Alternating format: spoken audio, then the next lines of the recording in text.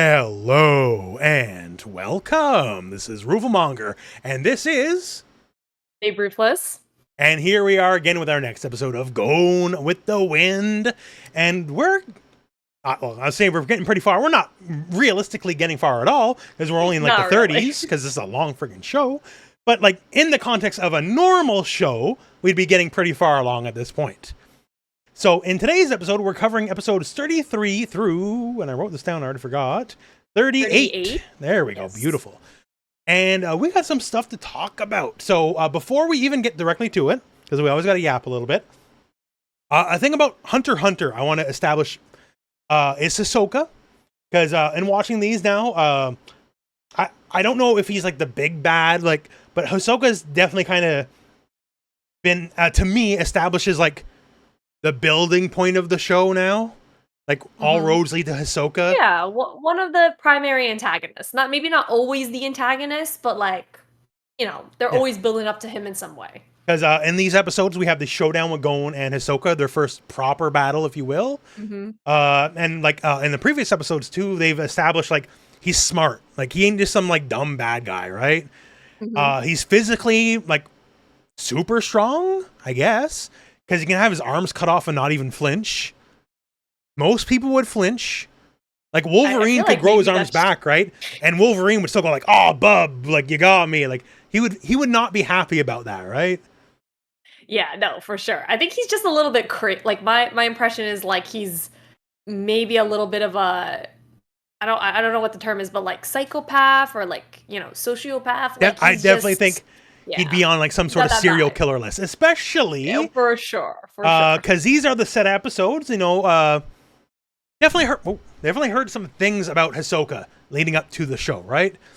And a lot of these things that I heard about him were not nice things that you would say about another person. Scandalous things you would even say about another person, perhaps. And these episodes, I think, are what people were talking about. Yes. I know we're both thinking about the same frame of animation. Yeah. Like, he's definitely been interested in Gon, right? And seeing like where his power goes, where his strength goes, how he'll grow up as a person. But these episodes make it look like he's interested in Gon. Right. And more than just a friend sort of way. Yeah. And more than Goku wants to see his rival get stronger kind of way. Right. Yeah, definitely in like a PDF file sort of way. Yeah. Well, I was going to use a Canadian example here, but the RCMP knocking at your door kind of way, like get the cops at your door kind of way. So right. We'll get into it. We'll get into it.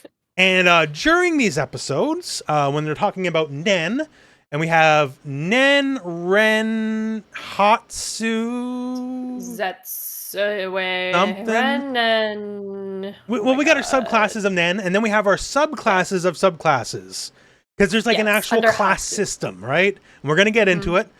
And there's like Enhancer, Barbarian, Rogue, Ranger. Like there's a whole bunch of classes for our Nen users to use, right?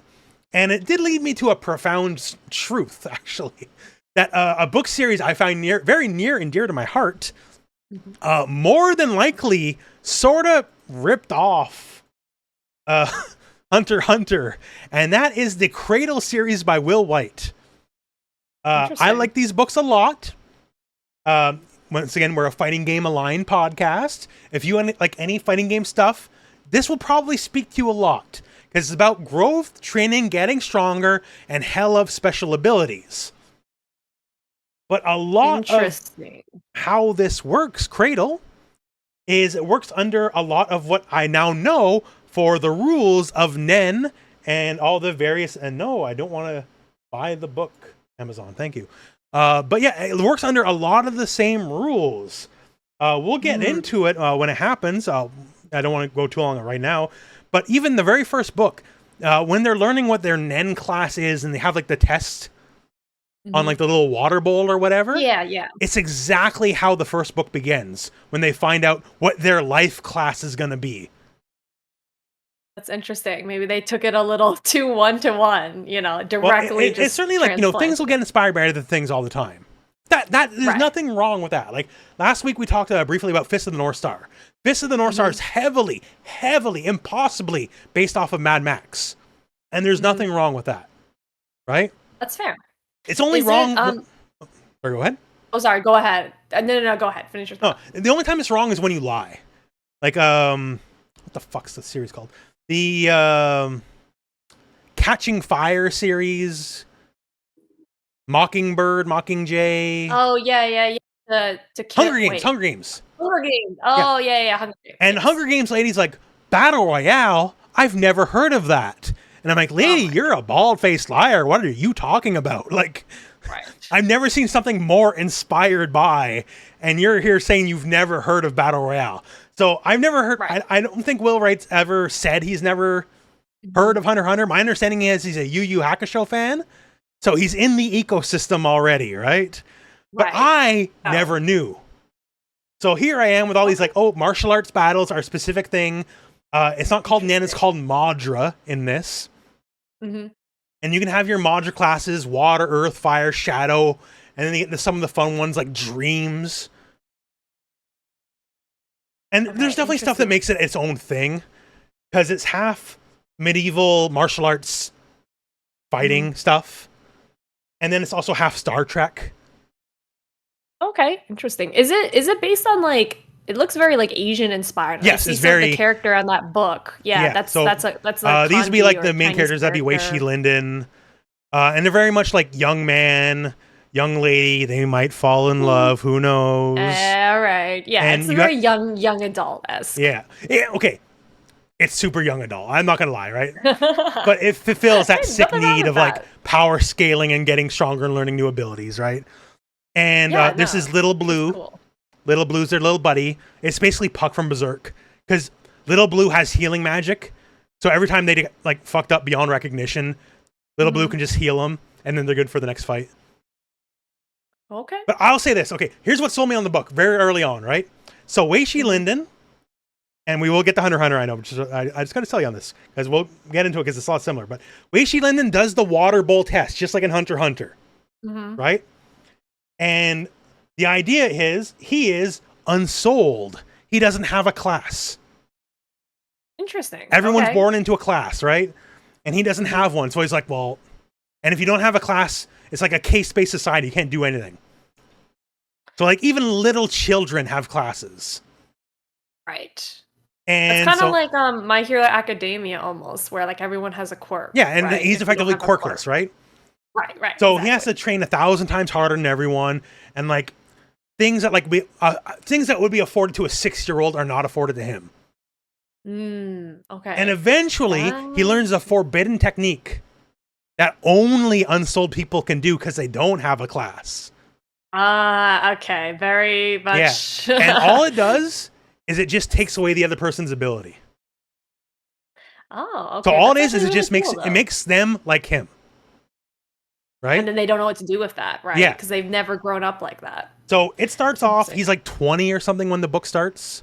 And it goes for something, like, they become like adults by the end of it, right? But like, so what sold me was, so it's like, I'm ready to enter the tournament and prove myself to be like, the tournament to become like a citizen, basically, right? And it's like, well, you're unsouled, so we have to put you in the lowest rank. So they put him up against the 6-year-olds. Oh, right? God. But the thing is, the 6-year-olds have powers, so even them are like, they're stronger than him. Right. But he has the move to like take away their powers. So it's literally, he just depowers the 6-year-olds. And then they're 6-year-olds. And he's 20. Does he beat the shit out of them? Yes! He totally beats the shit out of all these 6-year-olds. And he's like reveling in it. And people in the crowds are like booing him and throwing shit at him. And he's like, yeah! And that's it's. You say you're not like a fan of like modern day like manga or whatever. I know we've talked about this in previous episodes. That very much sounds almost exactly like the type of like manga or like webtoons that are coming up nowadays. Like 100% to a T. I wouldn't be aware of it, but just they sell him as like, my power is to beat up children. Like that's his great. The big moment in the first book. And so if that sounds interesting, and of course, spoilers, he may or may not be a chosen one later, and who would have thought about it? Yeah, and then like the not girlfriend, at least for most of the thing, is Yaren. She has blade Madra. So anything sharp, that's her like magic. Okay, I was gonna ask like why does she look like Doc Ock, but that explains it. And then eventually they learn weird things like, wait, you can dual class? What? And then they start like jumping ships, and then there's a whole space angle. So it starts going in different angles. It starts doing its own thing, obviously. But it's not like, it does sound really interesting, and like, no idea on Earth is totally original, right? Everything's always based on things that we've heard or we've seen. It has to be based off Hunter x Hunter.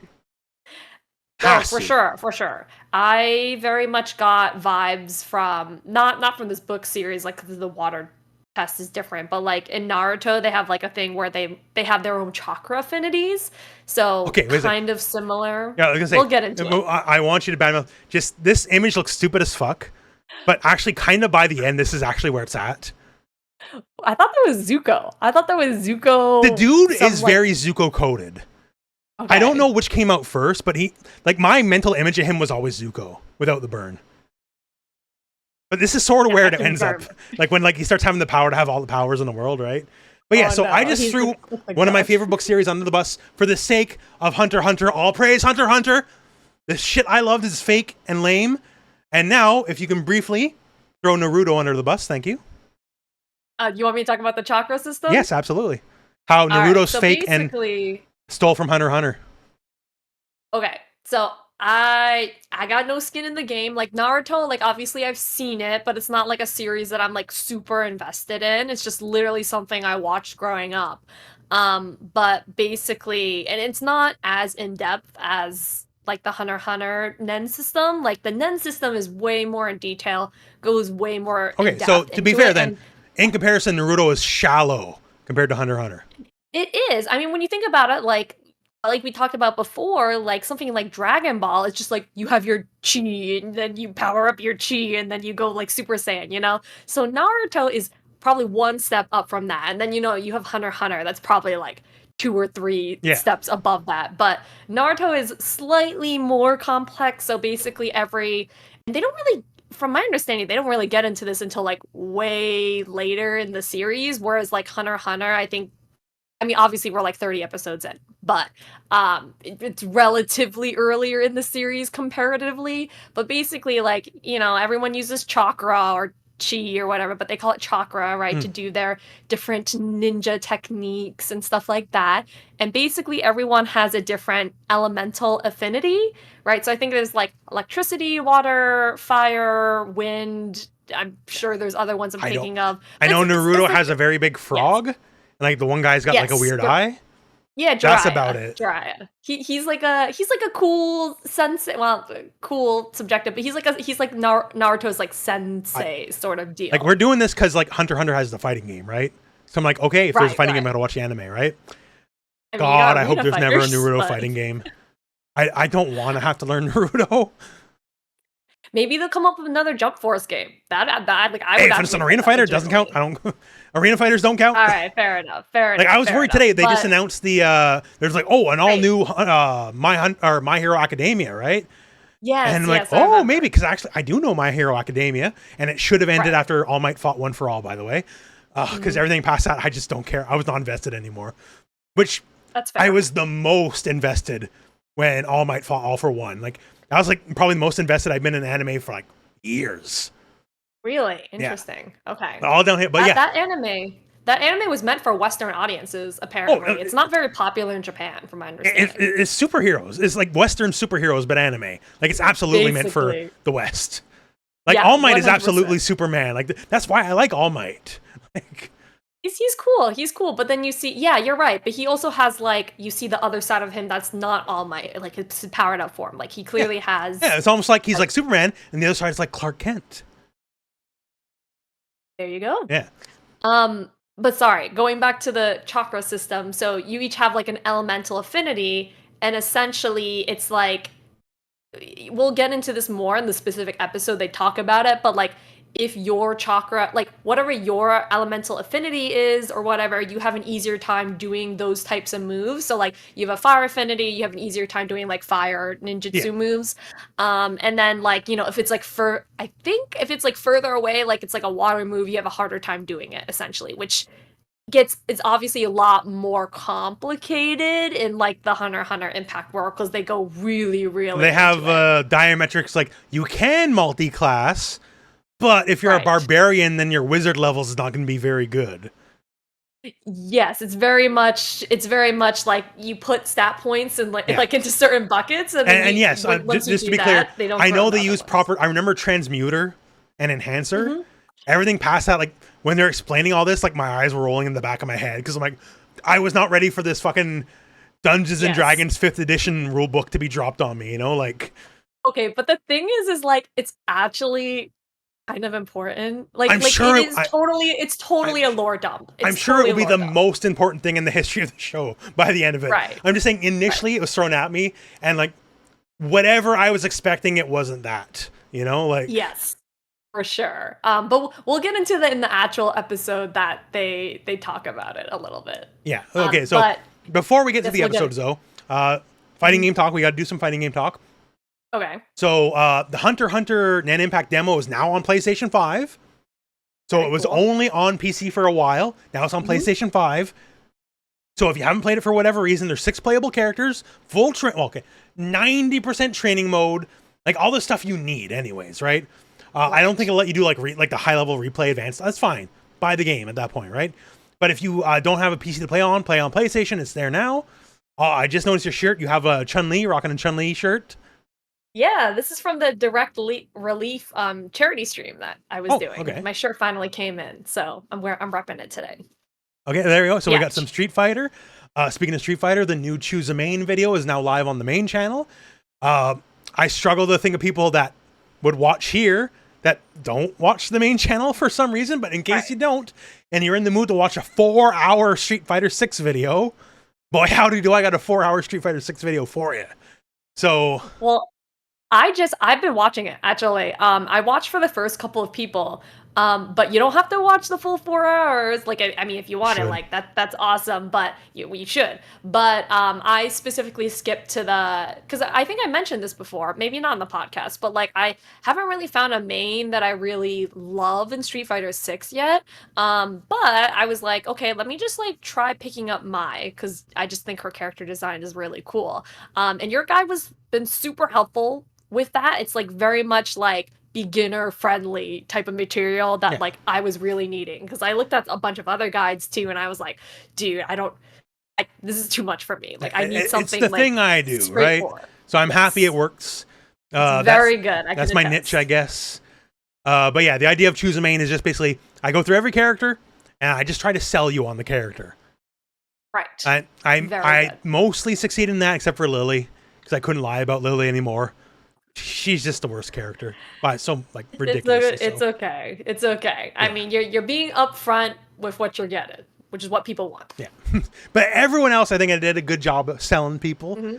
Because like I got even people like, you know, I'm 1900 MR and I just learned something about a character I had no idea. I'm like, then I did my job. You know, like 100%. So go watch those videos and come Nen Impact. There'll definitely be a Choose a Main. There'll be a beginner guide. There'll be everything under the sun, and we're getting close. That's like 3 weeks away. That ain't. Yeah. That ain't. I know it's pretty crazy to think about. Evo's coming up too. It's weird to think about it. And Evo coming up. Like once again, we might do a From Evo podcast, or there might be like Evo. There might be a 1 week break. I don't know. We'll see, because that's it's gonna be busy. That's very busy for both of us. It is a busy time. Yeah. I remember last year I was trying to go to a bunch of restaurants in Las Vegas. Like, you know, there's so many nice restaurants there that I've always wanted to try. And literally every night I'd end up just door dashing something because I was so exhausted. I had no time. That's why I'm going to Vegas a couple days early this time, just so I can see what Vegas is about. I've been twice now, and I go to Evo, I do my appointments, work, go to bed. And then when I'm done, I went home.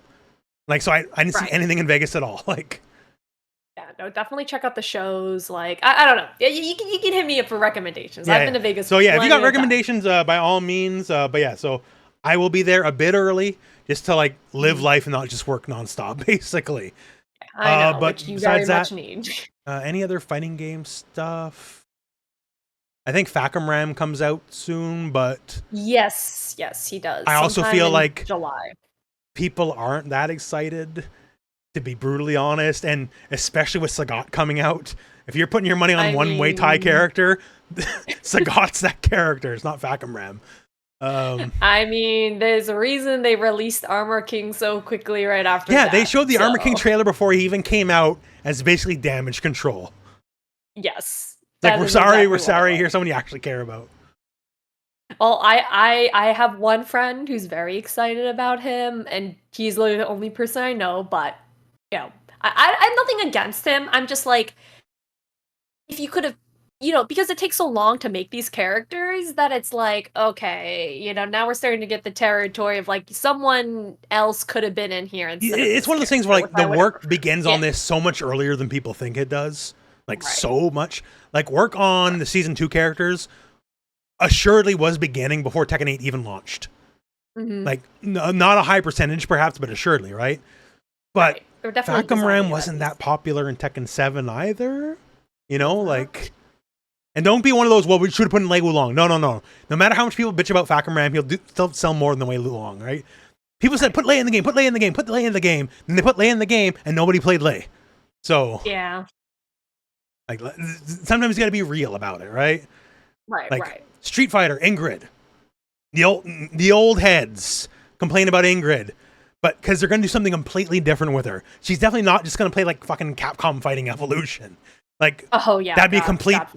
That'd be the biggest failure of DLC launch of all time if she played like that super limited character.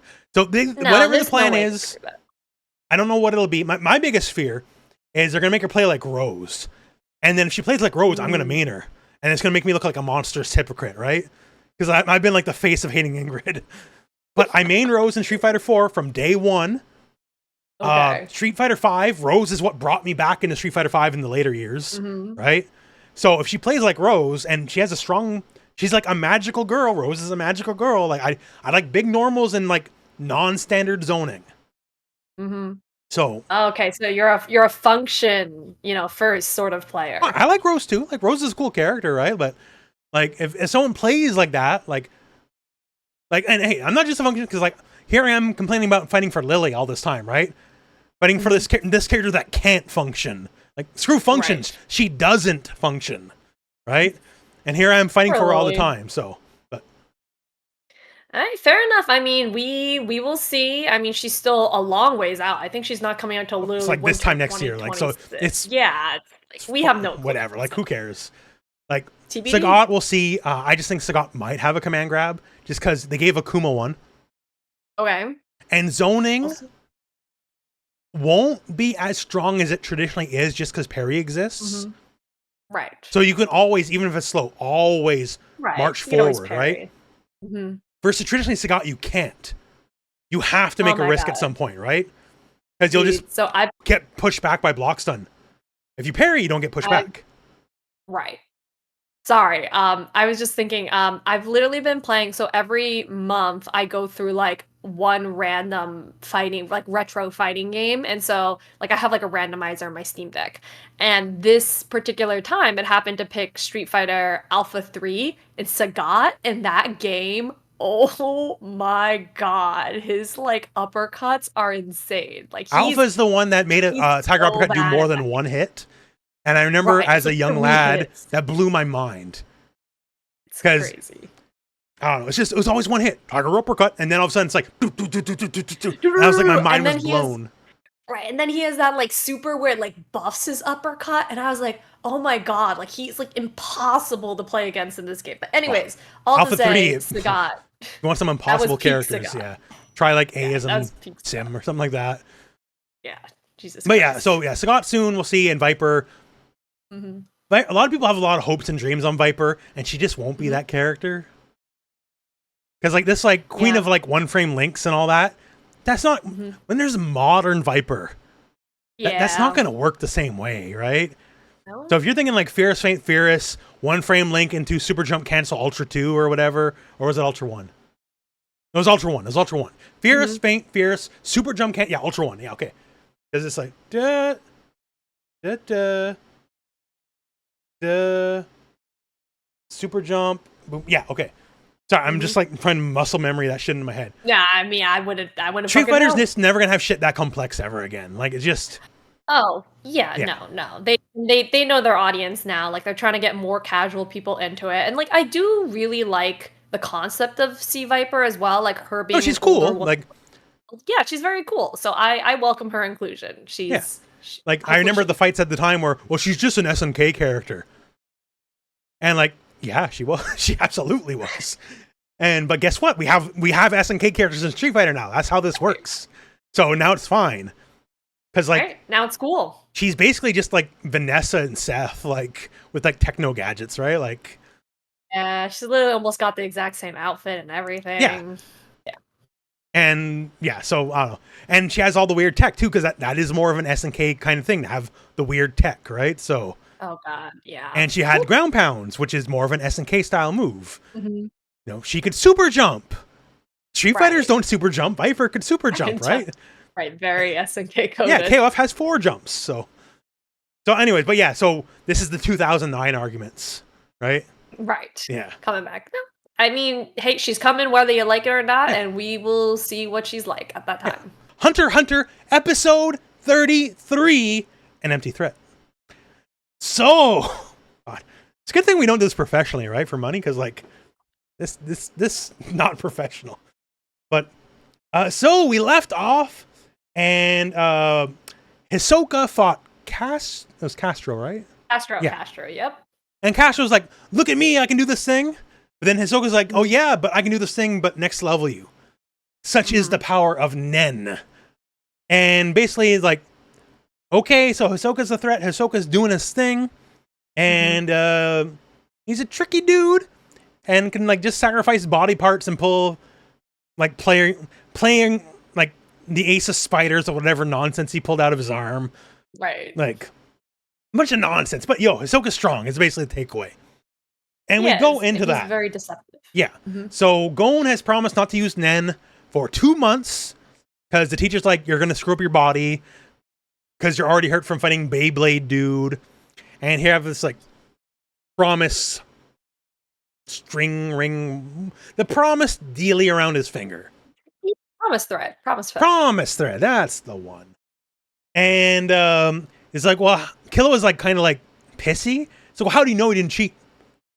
And like Gon gives him like a shut the fuck up kind of face, right? Right. And but it turns out if you use Nen at all, your promise thread breaks. Right. So he truly didn't use Nen. So for once, he listened to somebody else. So that's nice. He did. And we alluded to it in the last episode. So I do not remember the name of the power, but they have their special eyeball aura powers that let him see now. Oh, it's Yo. Yeah. So they have Killua, or not Killua, it was Azushi watching the VHS or the laser disc or whatever it was. Yeah, the replay, of the match. whatever it was. And they're using their special eyes. It's like, can you see the...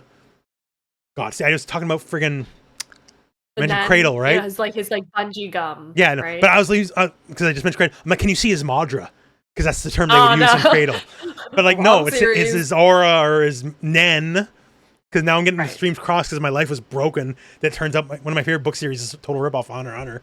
But and like you can totally see it, which now to me and this like, so it shows up on the recording.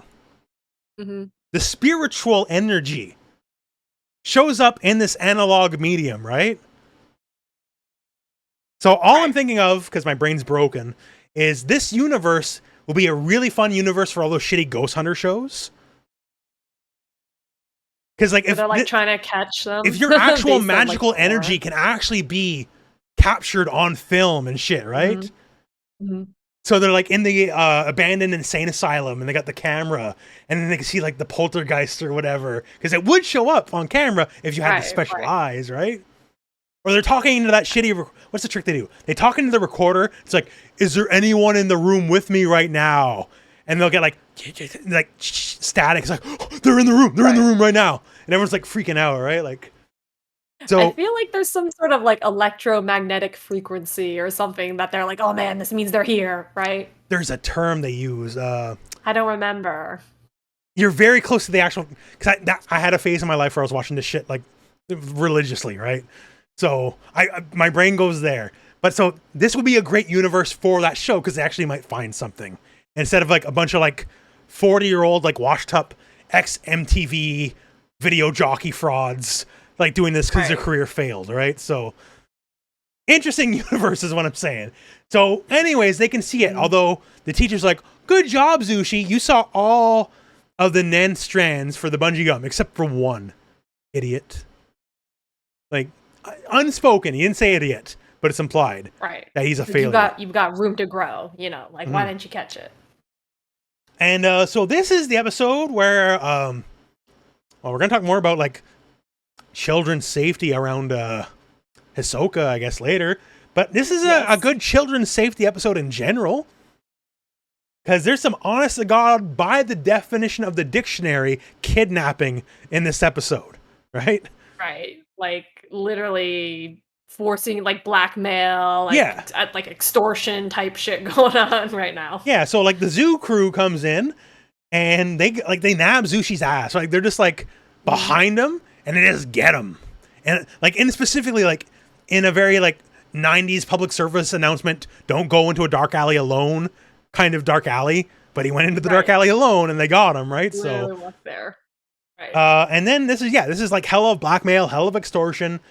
Because they're like, okay, you guys need to throw your fights, or like, I can't remember if they say in so many terms, they're like, or we're gonna ice the kid. I think they said like, yeah, you have to fight us on this day. I don't remember if they said specifically if they had to throw the fight or not, but I think Killua basically goes like, okay, I will throw the fights. Just, you know, please don't hurt him, essentially. Yeah, because they're just looking for their wins to get like their 10 wins or whatever, right? Yeah, to go up the tower and stuff like that. So like, yeah, if you don't hurt him, well, I'll throw the fights, or I'll let you win, right? And then one of them cuts like the same-ish kind of deal with Gon separately from Killua. But then, like, almost as soon as they make it, they kind of break the deal. And Killua then, like, shows up and is like, yeah, I'm going to kill you guys. Like, you guys are literally, like, powerless to stop me. And he pulls, like, a Batman on him, right? Where, like, they're talking to him to his face. They turn around, then he's gone. They turn, and he's, like, on the other side. Like, he's, like, straight up, like, Batmaning him, right? Just, like, to show the difference of the power level. And it's, like, basically, like, if you screw around, I'm going to kill you. Like, straight up. Wait a second here. Yeah, I think the thing that was funny about like the pogo dude, I forget whatever his name is, but like he's calling Gon, and it's like I remember last episode we specifically talked about like, yo, lady, you're just like letting this. First of all, like I don't know why this pogo dude knows where like what Gon's room number is. Like that seems yes, and that will come up again. That all these various people have personal access to him.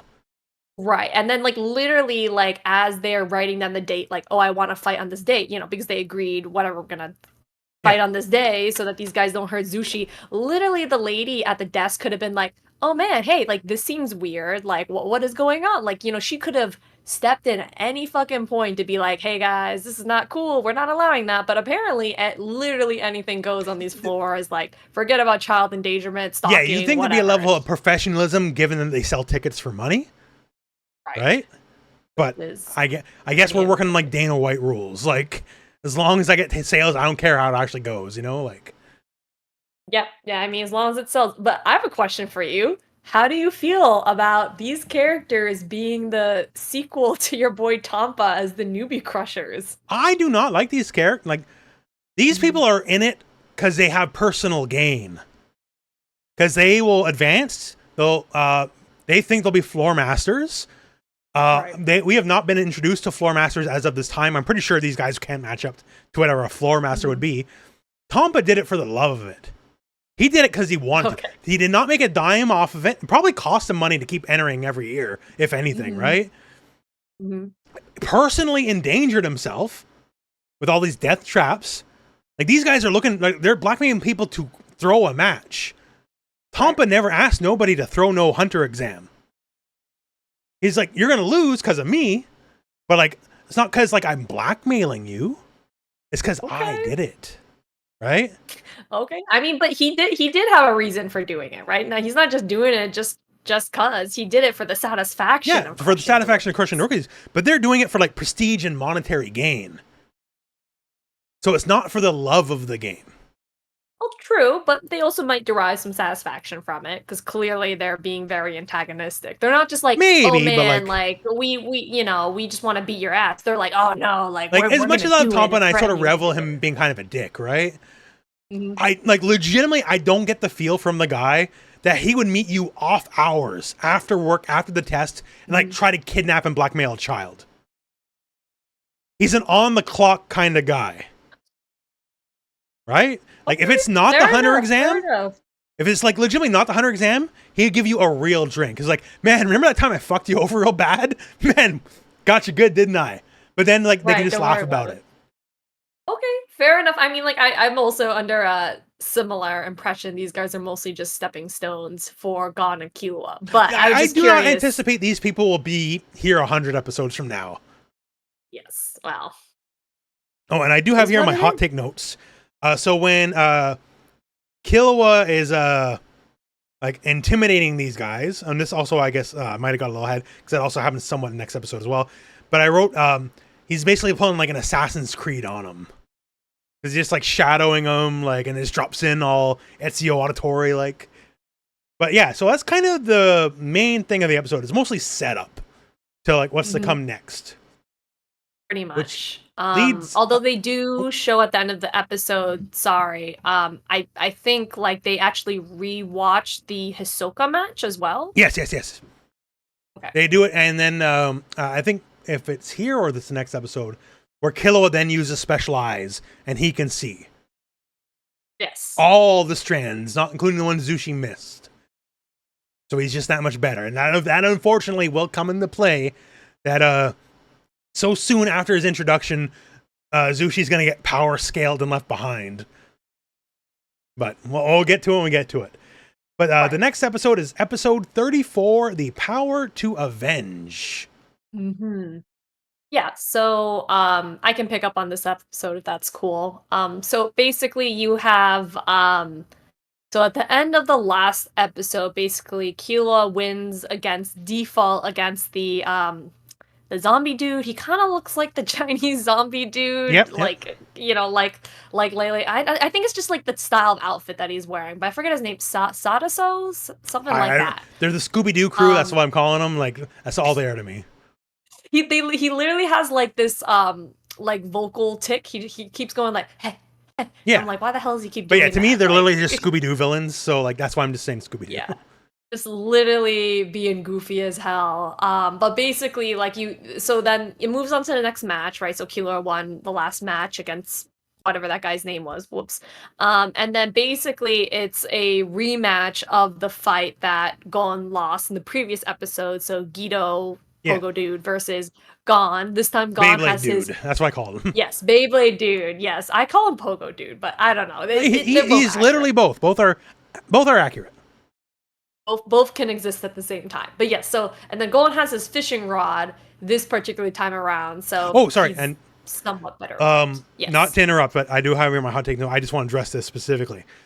So when they were talking earlier about them scamming the wind so they could potentially become floor masters, then they're like, oh, then we're gonna have all this fame and money and power, and like, if you've made it this far, you're already millionaires. Like, not wrong. That's been established, right? So it's a little flaw. Like, maybe they don't have the prestige. I don't know. But if you're already a millionaire at that point and money's a factor for you, I think you're good, right? Yeah, no, they don't really get into it much, I think, in the series at all. But like I forget what episode it is, but like there's a point where like Killua is kind of walking around incognito, and like people like know who they are. Like they're kind of like he's walking around like he's got like his baseball cap, which Clark Kent hides his identity, so no one knows who he is. And people are like, it's like I think they're talking about the wheelchair guy, and it's like, yeah, I love this guy, man, he's so great, right? Like, so they're already known to the public. They're already basically like wrestlers, or like they're famous, right? No, and they have to be rich if they're on the 200th floor, right? Yeah, so, they could literally just like, they could leave at this point. They could start a second career, you know, like they've already got their fan base. They have like, money and power. Yeah. So like, I understand the problem with money and power is it's the Mr. Burns logic, right? Mr. Burns said, and I'd trade it all away for just a little bit more.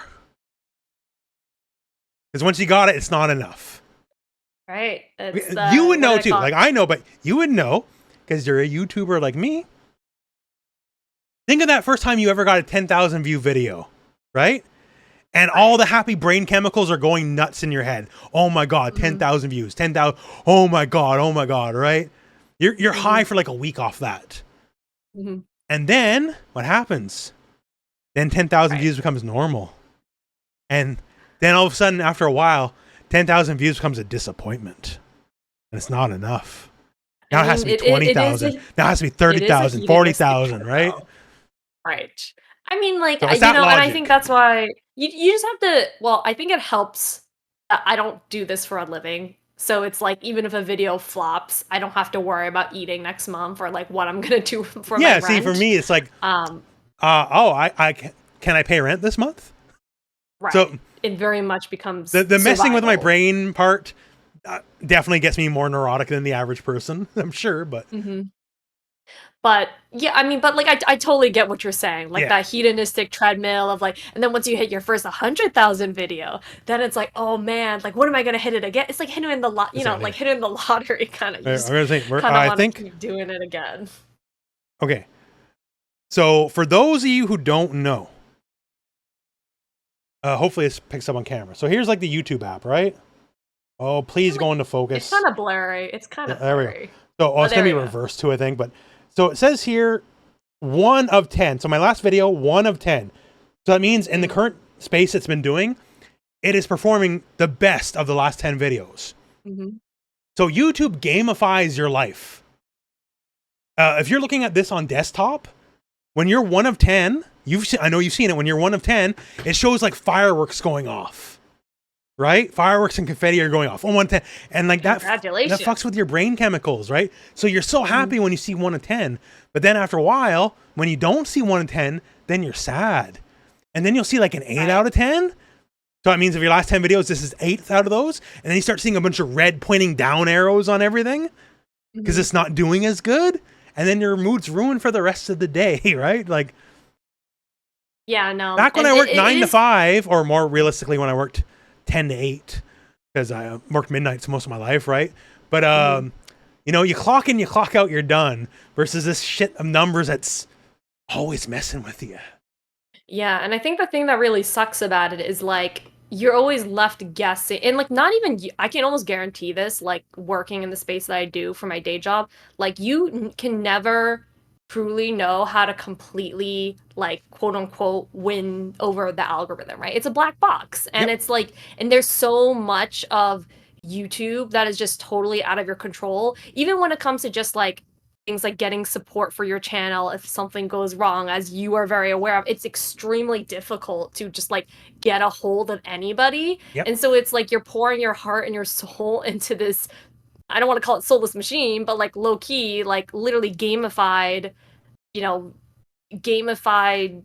Yeah. I don't even know what to call it, but like, yeah. It's an RPG. Number go up. Yeah, if number don't go up, sad brain chemicals instead of happy brain chemicals.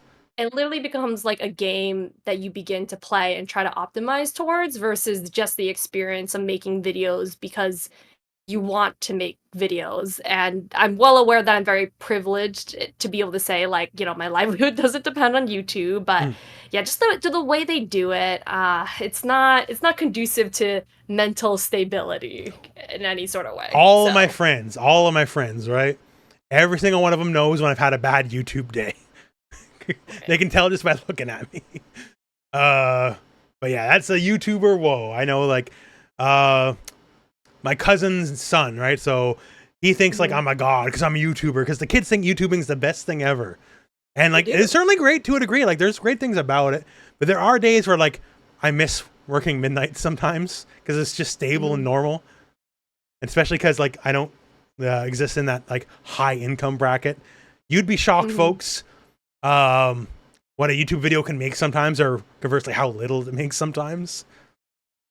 Right. And it's just not in your control. It literally is just like you can do everything right, but if for whatever reason the algorithm doesn't push it out, or you're not reaching the right audience, or you're not reaching at the right time of day, it's like all of that hard work you put towards it, like hours and hours and hours, it's like, well, you know, you're not quote unquote rewarded from it from a number standpoint. Yeah. Right.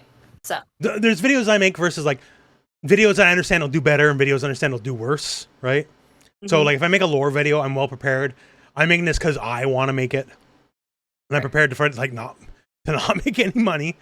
And some I told you this not on camera, but like some of the videos that have made the most money for me, I actively despise and hate those videos. And I resent and rue them. Because how did these videos that took basically no effort or time to make so much money when things I like poured my heart and soul into make like $20? Right? It doesn't make sense. But yeah, YouTube sucks. And so do the Scooby-Doo crew. So that's our little tangent. What a transition. Yeah. So basically, we go into the fight now for this gentleman. And so, did you want me to cover up on it? Or if you just want to speak on that there. Oh, okay. So basically we're redoing the fight, Guido versus Gon. Right. I'm gonna say Gon on accident. No, that's perfectly fine. The kids get mad at me when I say Ryu. Because guess what? It's Ryu. I mean, isn't that the Japanese pronunciation of it, technically? Or no, you say Ryu. Ryu's wrong too. That's not like to say in Japanese has to be like it has to be with like an invisible D that if you speak English first, you can't. And it's like do like you can't pronounce it. Okay, like so Ryu's like wrong really too, right? And then people's like, well, you're supposed to say Marisa, not Marissa. And I say, well, you're supposed to say Manon, not Manon. So there's no winning ever, basically. So there's no winning the pronunciation. No, there never is. I get it. My cousin used to call Guile Guile back in the 90s. Yeah. We didn't know any better. I like that. I mean, like, honestly, I can see it. I mean, it's spelled U-I-L-E. I still say Blanca and Blanca interchangeably. Like, in the same video, in the same sentence, I could say both in the same sentence. I'll say, Blanca does this, and then Blanca does that. Like, right. As long as people are able to understand what you're saying, I mean, technically, it shouldn't matter how you say it, right? But that's why when I say Elena, right? And people are like, well, it's Elena. I'm like, okay. The announcer says Zangief. You know, but you know it's Zangief. So, and also Elena's actually how you say it. Is there, like, how do you spell Elaine? There's an I in Elaine, right? There ain't no I in Elena, so therefore it's Elena, not Elena. Thank you very much. I can tell this is a comment you've gotten a lot. Oh, we get that one a lot. We get that one a lot. I get a lot of similar comments as well. And I'm just like, after a certain point, I'm like, all right. No, after pronunciation, like, the fifth comment, like, after a certain point, you gotta just understand there's certain people are gonna pronounce things certain ways, right? Like anyone who's one of the old timer crew, like Yipe says Ryu all the time because anyone that's on our generation will try to say Ryu to make you happy, even though we don't agree with it, but it's still Ryu in our hearts.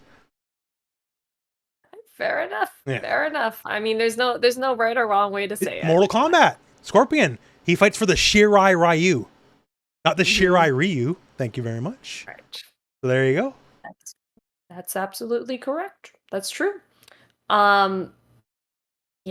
My own videos of like pronunciation, like I've definitely like fucked up a couple of times, but it's like, man, after a certain point, I'm just like, please stop bringing. The only time I've like actively tried to change it is Bison. I say his name too Quebecois. Say bison. A bison. Well, are people actually calling you out for that, or is that just? Oh, they did all the time. They would always say bison with a Z. Is how I say it. Bison. Oh, interesting. So now I have to go bison every time to keep them happy. Because the Quebecois on me comes out too hard, I guess. I mean, if you had never told me, I would have never known that, like, you used to have that sort of accent. So I definitely fought to kill it. Let's put it that way. We've had discussions about that off camera. So. Yes. Yeah. But anyways, back to Hunter x Hunter. So sorry, and now we're gonna interrupt one more time. Just to show that this one guy, we've interrupted him like 3 times in this fight, just to show how unserious he is. Yes. If this was Hisoka, we would not be interrupting this as many times as we are. He'd be given more respect. Like we might interrupt Hisoka 1 time, but other than that, we would give him his. Yes, but also Hisoka's battle is just so much more interesting. Like, this battle is literally just like, I mean, not that it's not interesting, right? I think it's interesting from Gon's perspective to see how he now problem solves. Yeah. Yes, he learned how to deal with Guido, whatever his name is, right? But from Guido's side, he shows a good amount of cleverness, right? Right. He doesn't just go punch, kick, he wins. Right.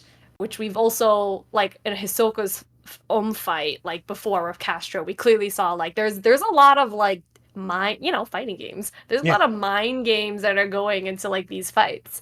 But anyways, yeah, so Gon basically, like, takes his fishing rod, he like whips it past Guido or whatever, and Guido's like, oh, you missed, haha, like you thought you were gonna grab my clothes with the fishing rod to get me to stop spinning, but you didn't do that. Wow, what an idiot.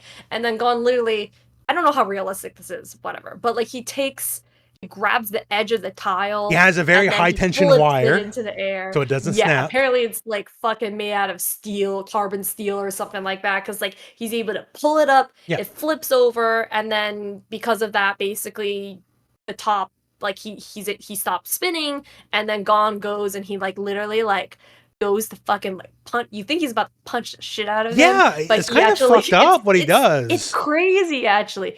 And he's like threatening him. It's like, if you ever do that again, like I'm gonna kill you, basically. Like surprisingly violent. In no uncertain terms, he breaks a cripple's leg.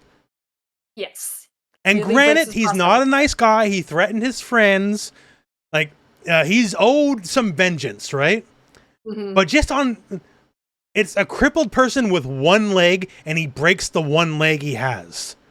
Right. Which is mildly messed up. Yeah, I mean, at that point, like, he had already won. You know, like, he wasn't going to be able to spin anymore, but he definitely was hella pissed off, like, rightfully so, in that situation, honestly. But, yeah, Gon, he ain't fucking around. No, like, he would have beat the shit out of him. At the moment, and also, the fight, very briefly, it did remind me of an old comic, which I unfortunately cannot find the panel for. But with specifically him flipping them up in like the panel of the floor they're on, right? There was a this is years ago. They had the Juggernaut fight the Blob. And it was like very literally the old argument of the irresistible object versus the unmovable force, right? Oh my goodness. Or is it irresistible force versus, the irresistible force versus the unmovable object. Because Juggernaut can't be stopped, Blob can't be moved. And how they eventually solved it, it's because Blob can get like infinitely dense, so he can't be moved. Is the Juggernaut, and then once again, I don't have the panel for it, I'm sorry, but the Juggernaut basically took the ground out from under him and then flung him up. And like threw him into space or something like that. Oh shit. So that's how they solved the irresistible force versus the unmovable object. Interesting. And it's like the sword that pierces everything versus the indestructible shield, like pike and shield, right? Yeah. Yes, there you go. Yeah, that's what I said. Also, one of the few last good anime I ever watched had that as a part of the intro. Jormungand. Pike and shield's part of the whole selling, because they're arms merchants, like the bad kind, right? And the whole pike and shield analogy is like, my brother will sell you pike, I'll sell you shield, because they're like brother and sister arms dealers. Oh, okay. I have not seen this, actually. Well, let me extol you, because it was like one of the last few good anime I ever watched. I feel like every time I talk to you, it's like, oh, I have not seen this movie. Oh, I haven't seen this anime. Don't worry. Like, it's if you ever saw Black Lagoon, it's very much like Black Lagoon. I have not seen Black Lagoon, actually. Just to say, they're actually canonically in the same universe. Oh, okay, interesting. Black Lagoon takes place in the 90s. This is present day. So it's just a woman who's an arms merchant, Coco. Mm-hmm. She has her not Afghanistan child soldier bodyguard. And they go around the world selling guns to people who shouldn't be selling guns to. Interesting. It's very well done. I like it quite a bit. I don't know why. It kind of reminds me of Full Metal Alchemist a little bit. Just like it's definitely much more style. real world. Mm-hmm. It's not quite like FMA. I love it. Brotherhood, 10 out of 10 show. Oh yeah, no, it's amazing.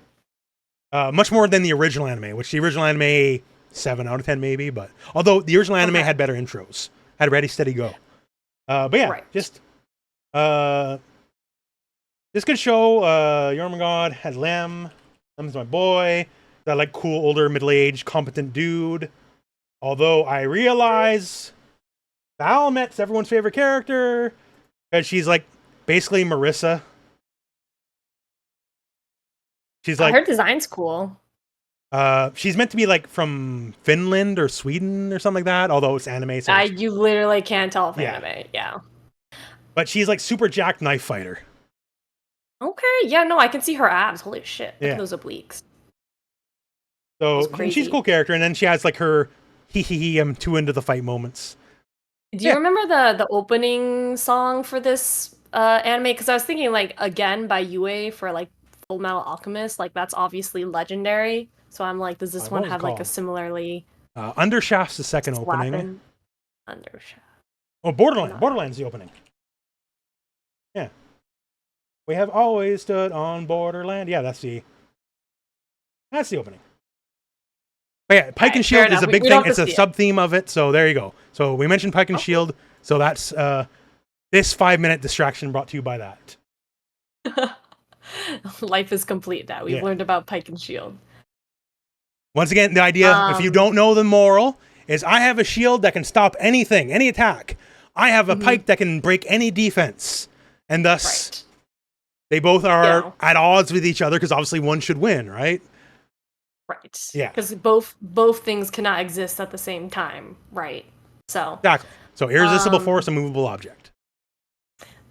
Yeah, so that fight was pretty fucked up. And then we had the second match, which Killua against the fighting Tank Boy.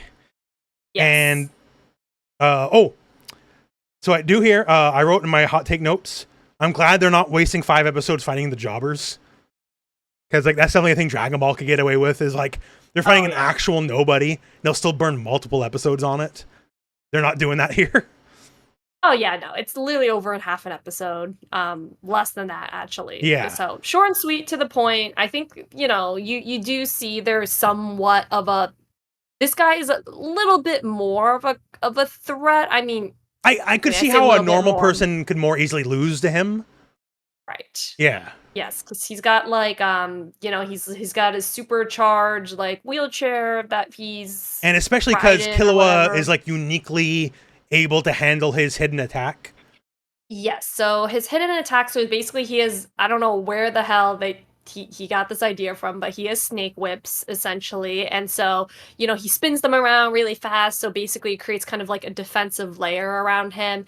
And then later on you actually learn that that he also can run electricity through them, literally. So he's fighting against Killua at this point. At first he's like, nobody can be fast enough to get past my whip. And then, spoiler, Killua's fast enough to get past the whip, right? Yes. And then it's like, oh, cool, you got my whip. Turns out I had like layer 2 of the boss fight, and they're electric. Right. But then it's like, well, Killua's like, well, my trait at character creation was assassin.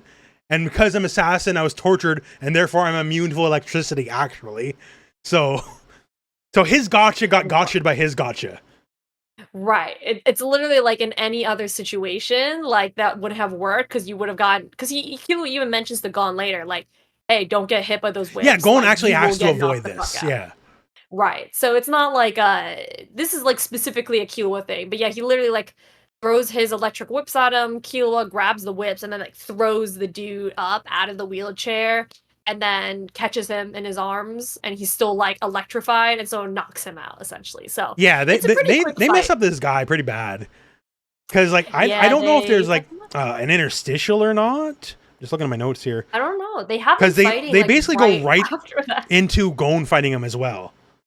Yeah, which I was like, I didn't think you could have multiple fights on the same day because these guys were so gung ho. It's like you have to sign up on this day, right? So I assumed like, oh, there's like one fight a day type of thing. So right? if there is a moment right between these, I'm sorry, I don't have it in my notes, but they go Gon and more fighting game stuff.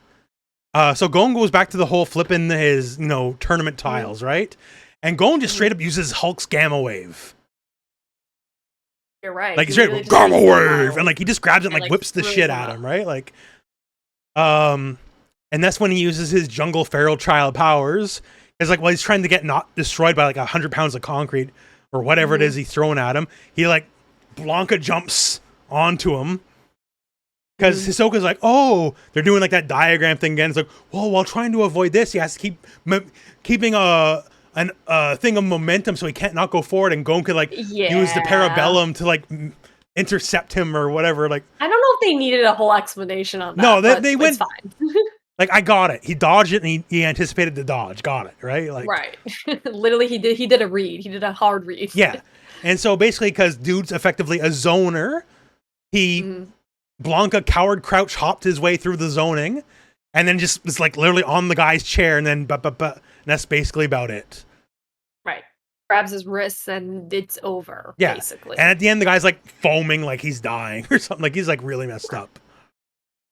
Yeah, they fucked him up. But yeah, I mean that's essentially the end of the episode. There is a little bit of a like a prelude to the next episode where Hisoka's basically like, oh, now we can fight, basically. Yeah, they have like the Rocky moment where like they're kind of meeting in the hallway, and it's like Gon's like ready, and Hisoka, like before, he's just like, he likes Gon's resourcefulness, right? And Hisoka's like, okay, you're ready. Ready? So dun dun dun. This is the fight that basically like Gon has been. This is the whole reason he came to the Heavens Arena, to fight Hisoka and give him his badge back. So yeah. And like for me, there's definitely like for years and years, I've seen gifs of this fight. Like this is something I had like, even like obviously completely uninitiated Hunter x Hunter, right? There's certain things I've seen of this over the years, just sort of like gifs and stuff, because it's a pretty cool fight. So this is next episode 35, The True Pass. Hey, and I'm just writing my notes down. This is like where my eyes start rolling in the back of my head a bit, because I wrote down here the class system. Nen, Ten, Ren, Hatsu, Transmuters, Enhancers, Rangers, Barbarian, Cleric, Rogue, Wizard. Because, like, it just started being a little bit too much. Yeah, 3 of those things are not like the other. Yeah, it's a lot. It's, like, essentially, exposition. Oh, no. I am looking at my hot take notes, and I wrote another profoundly unwoke thing about this rule set. I don't even know if I should say this one, to be honest with you. That's how extra bad this one is. This is your podcast. It's not monetized, but just know people. I'll leave that one for you. Don't worry. It's not like actually awful, but like not charitable. Let's put it that way. I get the hottest of takes, like off the record, like some crazy shit. This is just one more on top of that. But yeah, so once again, I remember Transmuter Enhancer because Gon's a Transmuter and Killua's an Enhancer? Gon's an Enhancer. Or is the other way around? Killua is a Transmuter. The other way around. So I remember that because that's their specific classes. And anything that wasn't them, I sort of blanked on. Yeah. So there's Conjurer, so like creating a separate weapon. You tell me this is not Dungeons and Dragons classes, and you say Conjurer. It literally is. You got a mission type for like long range attacks, basically. Those are your zoner type characters. There's manipulation, so this is like I think like Illumi has manipulation, right? Like where he's able to manipulate people and also, into doing what he wants. Just to be difficult, Transmuter is literally a wizard subclass in Dungeons and Dragons. So I mean, Hisoka does give off magician, like wizard vibes, so that makes sense. But just to be difficult about this like false thing I set up, and then to make it come back to that. Sorry. Yeah, I think Hisoka is he's a Transmuter too, along with Killua, because Killua is also a Transmuter. And then you have Specialization, which is kind of like catch-all bucket for anything else that they can't really explain. But yeah, no, it's like a very in-depth system, and like, yeah, it's totally a lot at once that they're throwing at you, but also like, especially in the later arcs, it's actually very important to know these I'm sure it's the most classes. It's just I wasn't ready for that to be thrown at me so deep so early on, right? Because it's not just like they have the job board, like the class system, like it's like a Final Fantasy X sphere grid, but then it's like, okay, if you're this class, you can learn like the opposing classes a bit. But then if like you have classes that like you basically can't subclass into if you're like too opposed.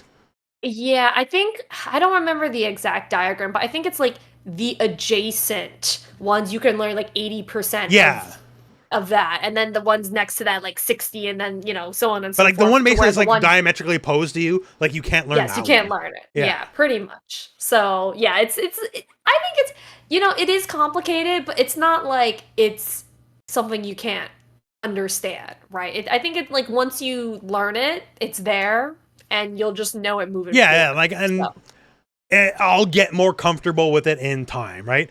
But for sure. The test specifically. So this is exactly like the class system. Like it didn't hit me yet, but the test. So they're given like these little water bowls or whatever, right?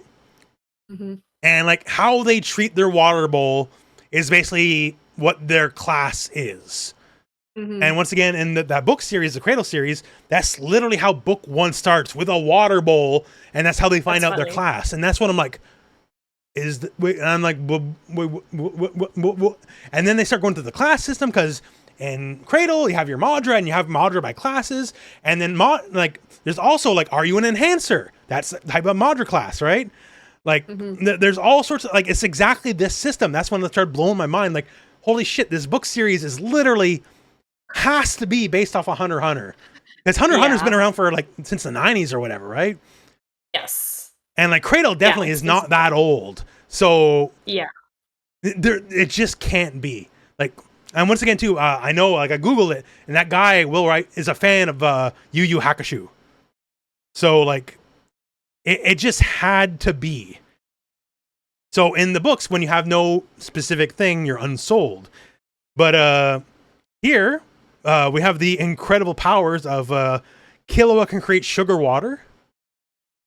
Yes, that one was kind of like just like a nothing. Like it was very much like they were like, wait, nothing happened, and then Wing goes like, oh, taste the water, and it's like sweet, I guess. Yeah. So, but everyone has their thing here, and Laura knows what my upbringing.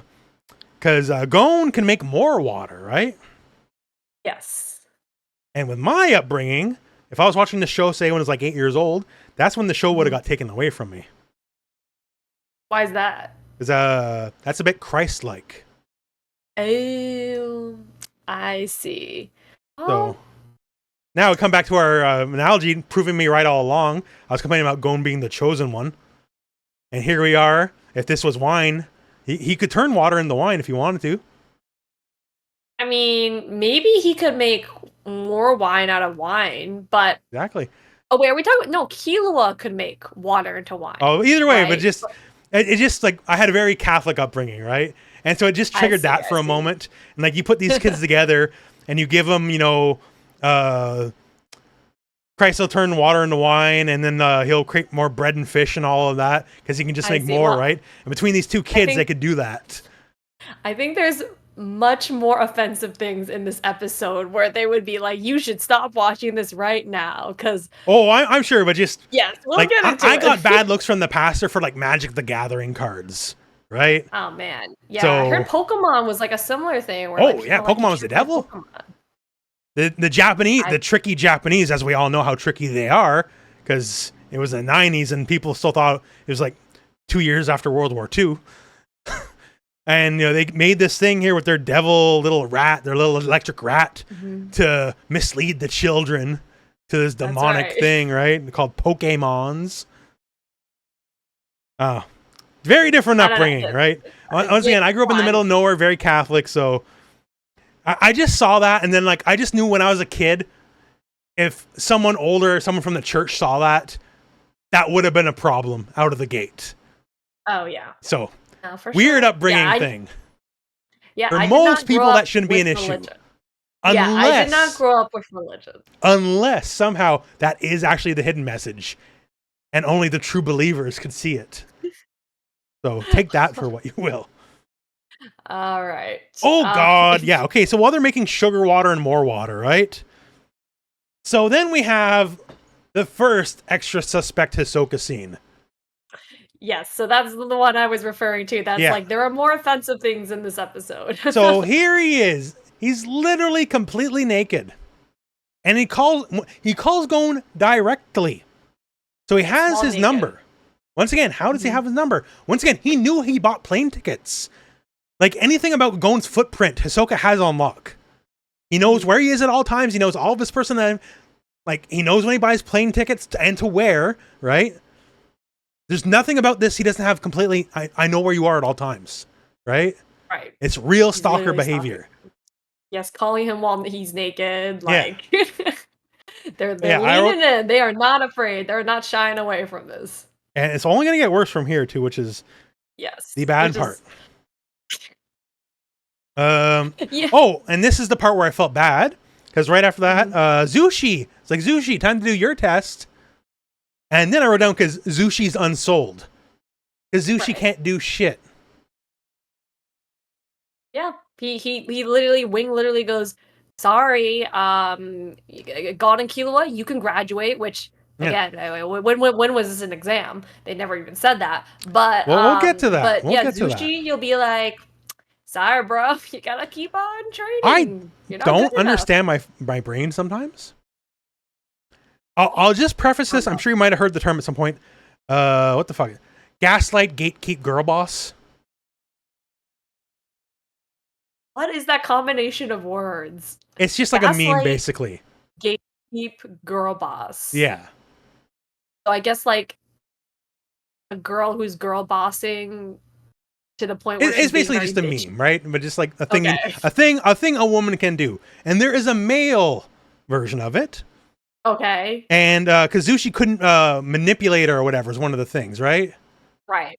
So I wrote down, Zushi can't manipulate, mansplain, man-whore. That's the male version of that. Why does your brain think like this? What is that? How does my brain's broken, like straight up. Like once again, the hot take notes are just what my brain spews something, and I just write it down. Oh man, that was the PG one that you were like, okay, it's okay to say this one. No, this is the one I can say, and I can't say the other one. So the other one's like, once again, my brain's real broken and bad. So, but yeah, so that's the version of that. But yeah, so poor Zushi's like, well, Zushi, you don't have the PNG icon on the title of the show, so you don't get the pass. This isn't your show, buddy. Like, he's not in the fighting game. So. You're not in the fighting game. You're not a big deal. You're gonna be left behind. You're the TN of the show, basically. Like, you mattered for like 3 episodes, and they're gonna forget you, and you're never gonna matter ever again, buddy.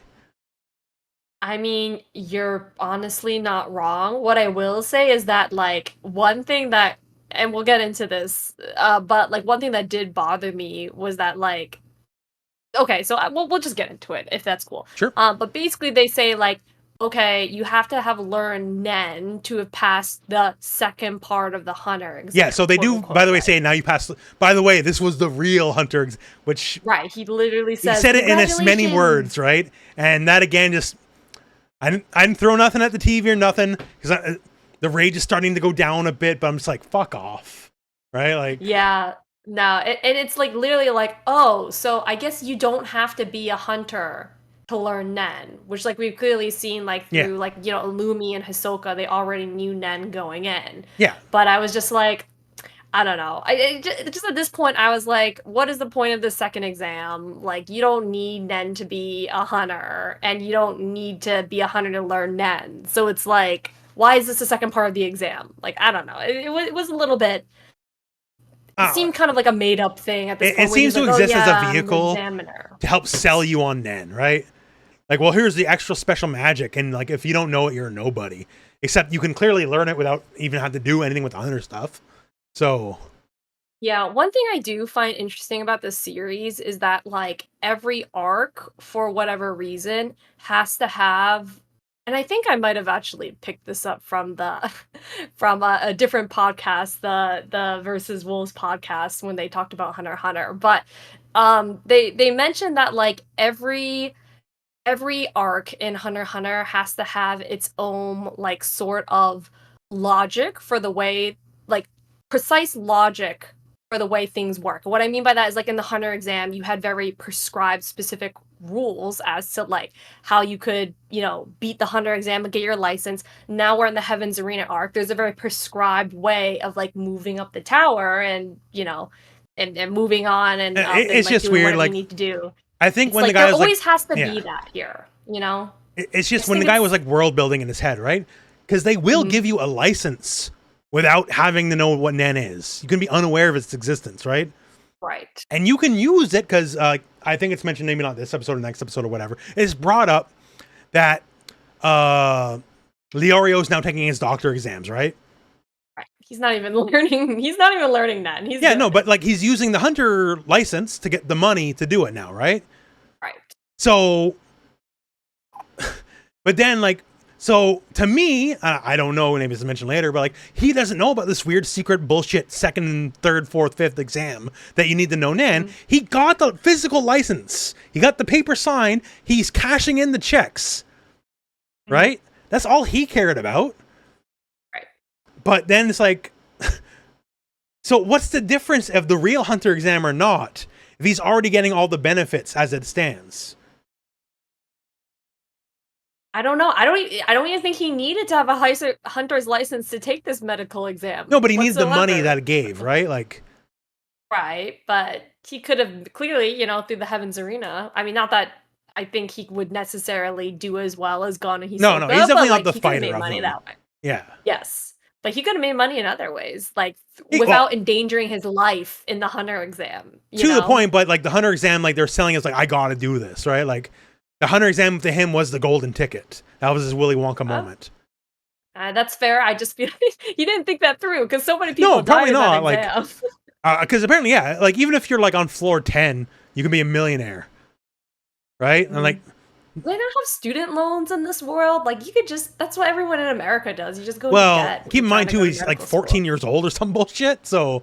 Oh yeah, he's like 16 or 14. So like he's straight up Doogie Howser, right? So like. I'm assuming children can't get loans that big. Maybe but they can enter the hunter exam, so you can sign up to die from dinosaurs in the jungle, but you can't get a loan for money. I mean, that's not too different than America today. But anyways, I don't want to get into that. Yeah, exactly. Like you can't legally drink, but you can go die in the Nam, right? So, so I guess our worlds aren't so different after all. Yeah, can't rent a car until you're 25 or something like that. Yeah. But it's So going on the water stuff. Now Gon's so good at making more water, he could break the glass. It'd be like that South Park episode where Butters is gonna drown the world now. Like he could just make so much water, everyone will die. I guess. Yeah, I know. Infinite water glitch. I got here. Gon. His enhancement, I said Gon and Killua are taking Christ's name in vain. That was my initial take on the whole thing. Their transmuter and one's enhancement. Zushi's unsold. Oh, this was the real hunter exam. And yeah, okay, actually, then we go right into it. So they actually talk about this. So the other members of the Zoo crew. We have the Scooby-Doo crew, which is the baddies, and the Zoo crew, which is our good guy crew. So Hanzo and Kurapika, they have mentioned now, have learned Nen off camera. Right. The archer, I can't remember his name, but the archer is struggling learning Nen.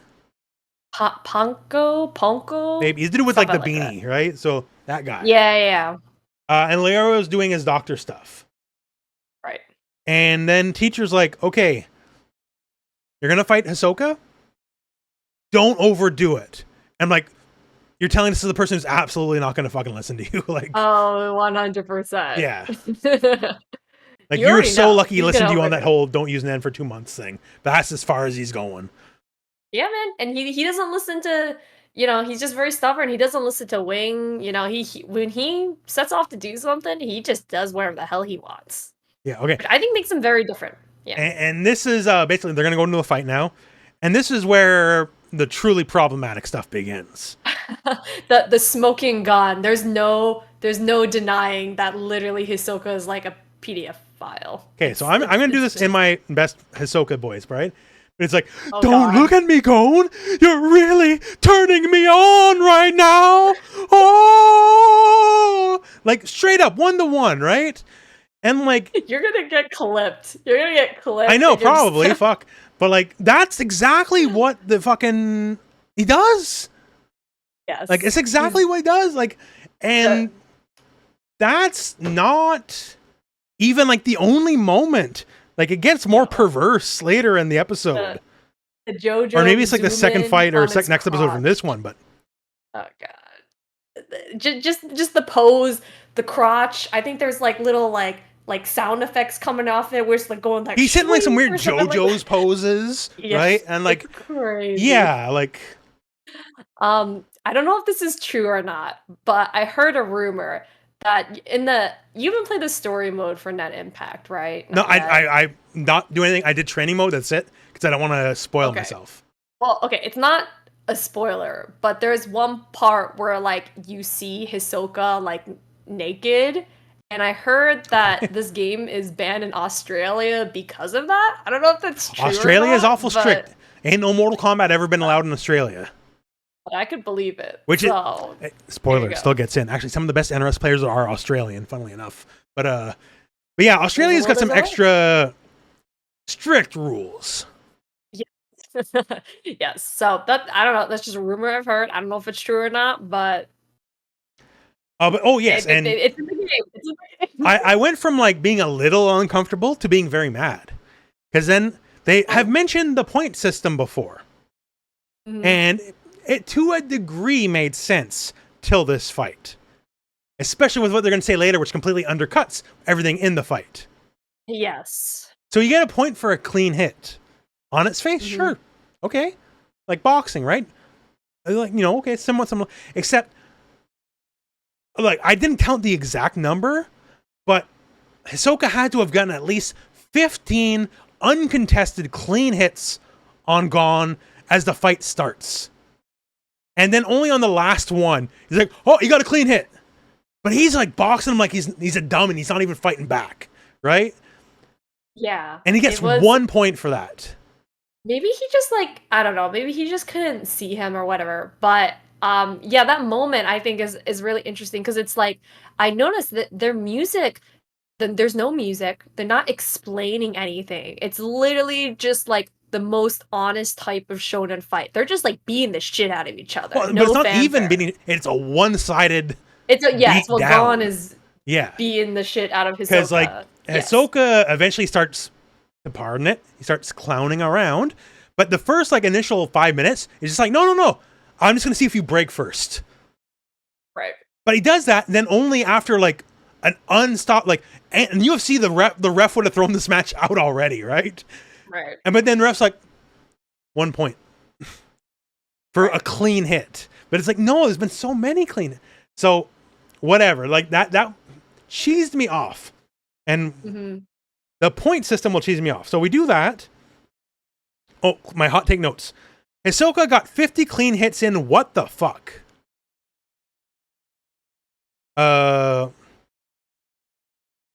yeah, then he does like this extra big wind up, like going through like the camera's like the length of his arm. And even though obviously this had to have been first, it did give a very huge vibe from the Ape Titan in Attack on Titan. Like, specifically, like, oh, well, it's not this one, but when he's, like, winding up to throw his rocks, it's, like, the exact kind of camera shot panning down the arm.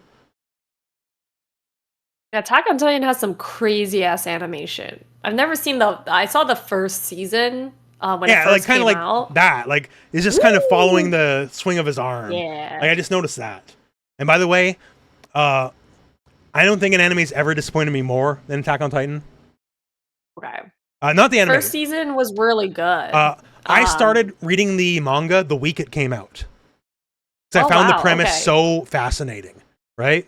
An OG reader. And so I've been waiting, week to week, and a lot of hiatuses and all that over the years. And there's always a mystery of because it's like a couple of years of when are they going to get to the basement? That was always a thing, right? And that was very directly comparable to Berserk, Elf Island. When are they going to get to Elf Island? But Berserk, it was 9 years? I can't remember. So it definitely wasn't that long. And you know what? They got to the basement, and it paid off in every way imaginable. Normally, you hype something up, it can never live up to the expectation. And Attack on Titan did. And Attack on Titan was a legit 10 out of 10 till the last 5 chapters. Dang. And what happened in the last 5 chapters? Okay, no spoilers. Yeah, no spoilers. It's legitimately amazing all the way to the end. I've heard the anime patched the manga ending. That's what I've been told. But the way the manga ended, it took about 10 years from the manga start to finish, and it made me regret wasting 10 years on the property. Damn. I went from ultra super fan to the manga just pissing me off so much. I'm like, why'd I waste my time? Well, maybe watch the anime. But funnily enough, they talk about how I was out of anime for so long, right? Mm-hmm. Dance the anime is what got me out of anime, specifically. Interesting. I've heard of this. The comic is fantastic. Mm-hmm. It's a Japanese property. So there are scenes that are uncharitable to women. You already know what I'm getting at, right? I'm not even talking about the design. The design is the least of it. It's the least of it. I was she's giving talkie, all right, but moving on. I was but I don't know. It's uncharitable to a woman the only way a Japanese property could be, right? But and it's not to say there's not good woman characters in it as well. It's just she's so fucking useless. Yeah. And he's a horrific pervert, and he's also the main character. So. Oh, no. He's just not redeemable, I guess. Well, I don't want to spoil it. He is, but a different version of him. Let's put it that way. Okay. But the thing is, it's one of those, the anime's happening as is the comics going. Mm-hmm. And okay, well, we're at the end of the season. The comic's obviously not done yet, so we have to invent an ending. And the ending is maybe the most insulting ending of anything I've ever watched in my life. It's literally he's in a train tunnel, right? Mm-hmm. And it's train, him, train, camera pan. Train, him, right? Mm-hmm. And then he goes, Gantz! Cut the black, show over. What? Yeah. What happened between him and the train? Well, that's a thing that happens in the first episode. These people got some problem with trains in their life. I'll leave it at that, right? Okay, interesting. But they literally ended on nothing. They invent a new plot point that doesn't exist in the comic, and then they just ended on literally nothing. And it's just over. And I was so disillusioned that this was when did the anime come out?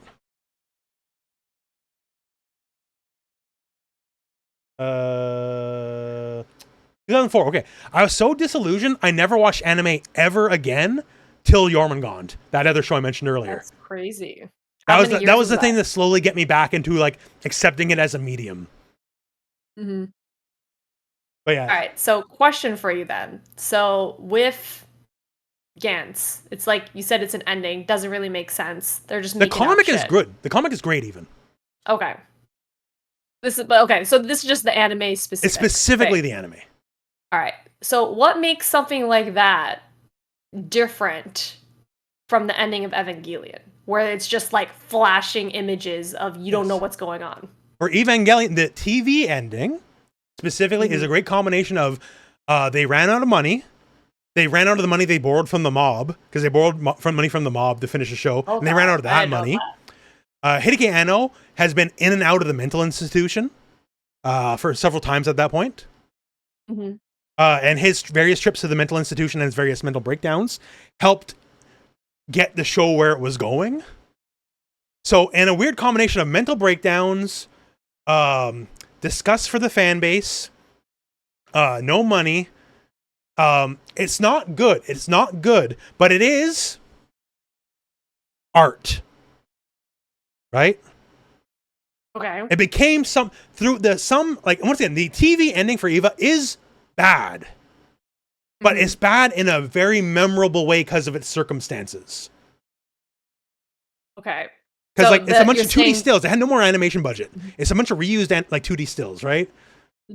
And until you watch it several times, you might not even understand what the fuck's even happening because it's just so far off the fucking rails. Yeah, that's exactly what happened to me. And then End of Evangelion happened because now at this point Eva's $1 billion property, right. And so you have literally infinite money to do whatever you want with the ending now, right? Because the End of Evangelion is effectively episodes 25 and 26 redone. And he takes his infinite budget to go, fuck you. You didn't like my original ending? Suck my dick. Here's another bad one. Get lost. And once again, that is art. Okay. So you're saying the intention behind the Evangelion ending versus the Gantz ending is what separates it, even though they were both shitty endings. Gantz just ended because like we're not renewed, so we're just cutting and running. Like the Eva ending is memorable just because of the insane potpourri of around that made it what it is, right? And then when they had the second chance and all the budget in the world, then he used it as like a vengeance quest. I'm like, how dare you not like my first ending, right? This is just it's just trash in the most artless way. Eva's ending is, once again, Eva's my favorite anime of all time, but I will not defend it as it's any kind of good, other than it's beautiful in its own weird, fucked up way. Because once again, it has congratulations. Like, even that's the meme, right? There's no art or soul in the way this garbage ended. Okay, fair enough. I mean, I've never seen Gantz, so I have no frame of reference for it. I know there's the live action one, and they had like a weird other movie animated one. The art looks interesting. It's a very interesting premise. Like I guess look like they're like mocap actors. Yeah, I never watched this because like it didn't look great, but it's basically like, without spoiling it, like there's the Gantz machine. Like think of it like as a monster of the week formula, right? Okay, here's the thing. So everyone who's part of Gantz is dead. You just died. Okay. And specifically the main character in the first episode and in the comic, he gets hit by a train and dies. And then he wakes up in this nondescript room. Interesting. And the Gantz is like, okay, I need you to kill this thing. And here's a bunch of guns. Okay. You know what funnily enough, has a similar premise where you all start up dead? SBC Chaos. The story of SBC Chaos is in a there's definitely a heaven and hell aspect to that, right? So yeah, and also an apocalyptic one as well. Yes, it's like post-apocalyptic. Yeah. But how you get into the contest or whatever I forget exactly what the premise is, but how you get in that contest to begin with is everyone has to die. So I think like Bison, so a bunch of people die, and then I think at the end Bison builds a bomb or something. I don't know if I remember this correctly, but he builds a bomb and then he blows up so everyone dies. So there you go. Fighting game connection. It's not meant to be a gory bit, but okay. I'm just like, that's just a hand. Yeah, you're actually not wrong. Like I didn't even think about it that way, but yeah, you're actually not wrong. But the Gantz, it photocopies you. That's what you are. You are dead. You're just a photocopy now. Like you're Xeroxed. And it can Xerox you as many times as it wants. Like you can die and you can come right back. Interesting. It's a very interesting concept. The comic is very good. Like the only thing I can knock the comic for is like, once again, just certain Japanese pervy elements, because that's Japan. Also, Tekken 8 Superstar or Tekken 7 Superstar Gigas is absolutely inspired by Gantz. Okay. There is the Gantz like mech suits, and that's exactly what Gigas is. Like almost 1-to-1. Oh man, that is pretty freaky. Yeah. Ooh.